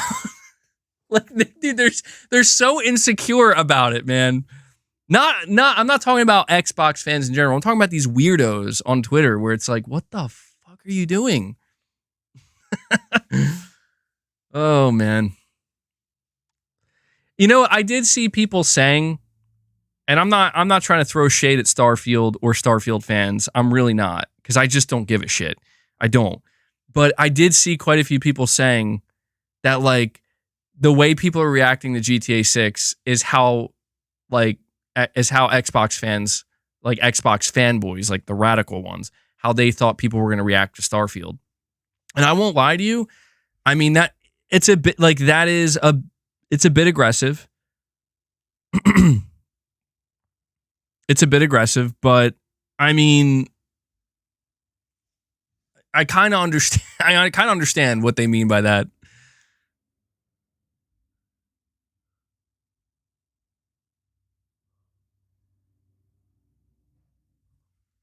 It is what it is, though. I mean, I'll be honest, man. Anybody who was thinking that Starfield or Spider-Man 2 or Wolverine or Horizon or, you know, I'm going to throw these PlayStation games in there too. Anybody who thinks that these games are going to match the excitement level for GTA, not a chance. Dude, I say this as a massive PlayStation fan. Listen, PlayStation does not have any games, nor does Microsoft have any games that can match the excitement level of GTA. In fact, no one does. No one does. This is why I said earlier that, dude, every video game publisher is jealous. They're jealous, and you can't blame them. I mean, I think that they're, like I said, I think that there are games that could get close to it, like these legendary games. Like, you know, maybe something Nintendo has. I don't know. I don't know if Sony has anything that could compare. I mean, maybe Cyberpunk was the last thing that could have kind of got there. Fortnite's the only game doing crazy enough. Yeah, but Fortnite's the only game, man. It's the only one that can do it. Elder Scrolls 6, nope. I know people want to believe that, but it's just not true. It's not. And I'm not saying that because it's, oh, Microsoft owns them now. No. The Elder Scrolls, listen, you're not going to see a game surpass ever the amount of views that this trailer is going to get. You're not going to see a game. I'm going to lay my cards on the table now, and I'm going to tell you, nothing is ever going to outsell GTA 6. Nothing. Like, in terms of initial sales, the day GTA 6 launches, it, like, that week, I don't know. I'm not even going to try to predict how many copies it's going to sell. Nothing's going to sell more than that. Nothing. Not even fucking Pokemon. It's not going to happen. But the thing is, I don't think Rockstar or Take-Two will be able to replicate that. to be clear. I think GTA 6 is truly the anomaly. You're saying Minecraft outsold. I'm not long term, maybe. Long term, I'm sure, it's hard to have that conversation because people are going to still buy Minecraft, right? But I'm talking like in a initial time frame, like the first month or something. Witcher 4 will sell really well, but no. Red Dead 3, nope. Starfield 2, I almost read that seriously, Starfield 2. You're saying GTA 6 long-term could outsell everything. It could. I just don't know. GTA 7. That's the thing. GTA 7, if it's real, it's not real right now, but if it ever comes, dude, it's going to be like fucking 15, 20 years from now. Maybe then, but I don't know. I'm not trying to overhype it, but we have Shems. Look at this, guys. Shems is coming in at the 11th hour of this stream. Well, technically the 3rd hour of this stream, but you know what I mean. Shems is coming in and he says, MBG, we are not stopping this membership train today. We are keeping it going. I'm dropping 5 more gifts for this community. 5 more people just gained access to the members lounge. We're going to be heading to the members lounge very soon. We are now sitting at 68 members, guys. It's up to you if you want to do it. We're very close to it. 68 members, 75 to crush a 3rd goal. Okay, so 7 members away. I'll leave it up to you. Let me see here. I'm waiting to see if anybody names a game that could. Dude, I'm telling you, I'm not somebody. I do not like Rockstar or Grand Theft Auto more than I like PlayStation. I like it very much. Like, it's up there with it. But the fact that I'm telling you definitively that like nothing is going to outdo GTA 6 in terms of just sheer hype factor and even sales within like in the first month. I'm telling you, the Elder Scrolls 6 is not going to do it. Remember, I'm saying this. It's not the Elder Scrolls 6 is going to be fucking colossal. It is. It's going to be a moment. It's not going to touch GTA 6. It's not. If it does, I would fucking. I'm trying to think of something reasonable that I could do. I was going to say eat a shoe, but obviously I can't eat a shoe. I'll fucking chug some tea again. Remember that day I chugged that tea? That was brutal. That tasted horrible. FIFA. Nope. See, the reason being Elden Ring 2, nope. Red Dead Redemption 3, nope. Dude, I'm telling you, it's untouchable, man. It's fucking untouchable. It is. And the reason being is because there's just nothing else. I don't know. I can't explain why. That's the thing. It's unexplainable because it's Bug Snacks 2. Well, you know what? Hold on now. You know what? Bug Snacks 2. That could be it. That could fucking do it. Shots MBG.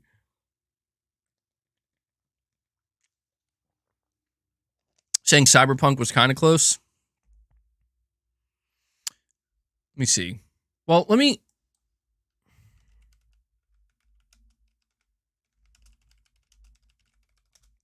Cyberpunk 2077 reveal trailer. Cyberpunk 2077's reveal trailer has 23 million views. The first teaser trailer has 28 million views. The Elder Scrolls Skyrim reveal trailer. The Elder Scrolls 15 million views, 17 million. The Elder Scrolls 6 official. Oh my God, I forgot it actually got announced already. Holy shit. 17 million views. Does not hold a fucking candle. I'm not saying that to shit on these games because these views we're talking about, 23 million views, 15 million views, that's huge. That's fucking huge. But this should just show you how fucking mind-bendingly ridiculous GTA 6 is, where GTA 6, again, let's go check an update. Rockstar Games official YouTube channel, GTA 6, 21 hours, 83 million views. In less than one day, it dwarfed literally everything. Literally everything. It's just the way it is, man. It's just the way it is. I'll tell you what, there isn't a single game Sony could announce at the Game Awards or just announce ever that'll even get close to that. Nothing. That's it. Like I say that as somebody who would be actually probably more excited for some of Sony's games announcements. Except Knack 3, of course. Yes. Knack 3 would get 100 million views in 24 hours, no problem. Uncharted 5, a new Uncharted game would get would get millions and millions of views and do really, really well. But yeah, definitely GTA is in a very unique position. Certainly. A new God of War game. A new God of War would definitely generate millions and millions of views and pre-orders, certainly.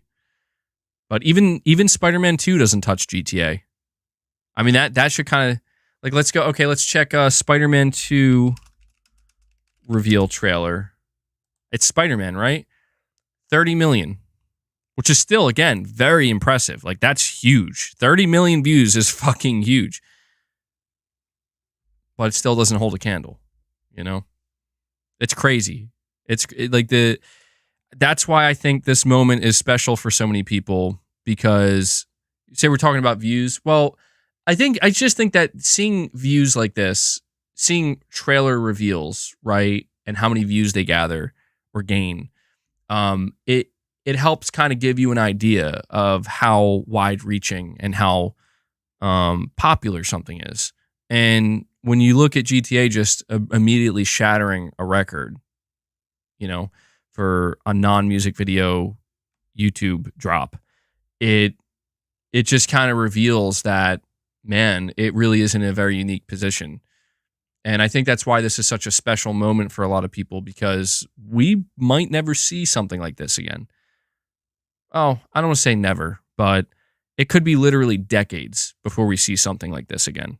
And that's why I think it's such an interesting moment. You know, people will look back on this and they'll be like, wow, that was legendary. So what about a new Ghost of Tsushima 2 game? Oh yeah, that'll do really well too. Compared to GTA 6, we can only dream, right? But guys, all right, so this is the final call. I'm about to... Oh my God, Jeff B Gaming, please. You're making me jump out a fucking window. This is the last call for anybody who wants to drop any membership gifts. I'm saying that because we are going to be heading to the members lounge as I segue here into my my outro. And I want to just thank you guys so much for showing up today, for watching the show. I was a little bit all over the place, but I think that's kind of to be expected. It was purely focused on GTA 6. And I enjoyed it, man. I enjoyed this stream. You guys showed a lot of support with membership gifts. You showed a lot of support with super chats. And I have to just give you guys a huge, huge thank you. The support is unwavering, and you guys are fueling the channel. Okay, you guys are keeping the channel going, and it means a lot to me. So thank you to everybody who helped support. Thank you to everybody who views the content. I just want to ask you guys one last thing. As you're heading out, as you're leaving the stream, please hit that like button. We're sitting at 336 likes, which I think is very good. But if you could just hit the like button on your way out, maybe we can get up to 350. I'd very much appreciate that. And yeah, so for anybody who is interested in the members lounge, just, you know, stick around here on the channel. The members lounge, I don't know what's going on with my voice here. The members lounge is going to be going up in the next 10 minutes or so. And I have a couple videos I want to watch with you guys. Yeah, cult meeting time, as Gaming Survivor calls it. But yeah, good stuff. I also want to give a special shout out and thank you to Devil Shooter for doing the timestamps. If you see him in the comments, I know a lot of people are very grateful for the timestamps he does. Just give him a thank you, show him some love. does an excellent job. But that does it, guys. GTA 6 revealed. Certainly a one-of-a-kind stream here. And yeah, so to everybody who is going to join me in the Members Lounge, I'll see you in there. And to everybody who is not going to be joining me in the Members Lounge, I hope to see you tomorrow. We'll have another live show. And yeah, I hope you enjoy the rest of your day. And until next time, guys, take care.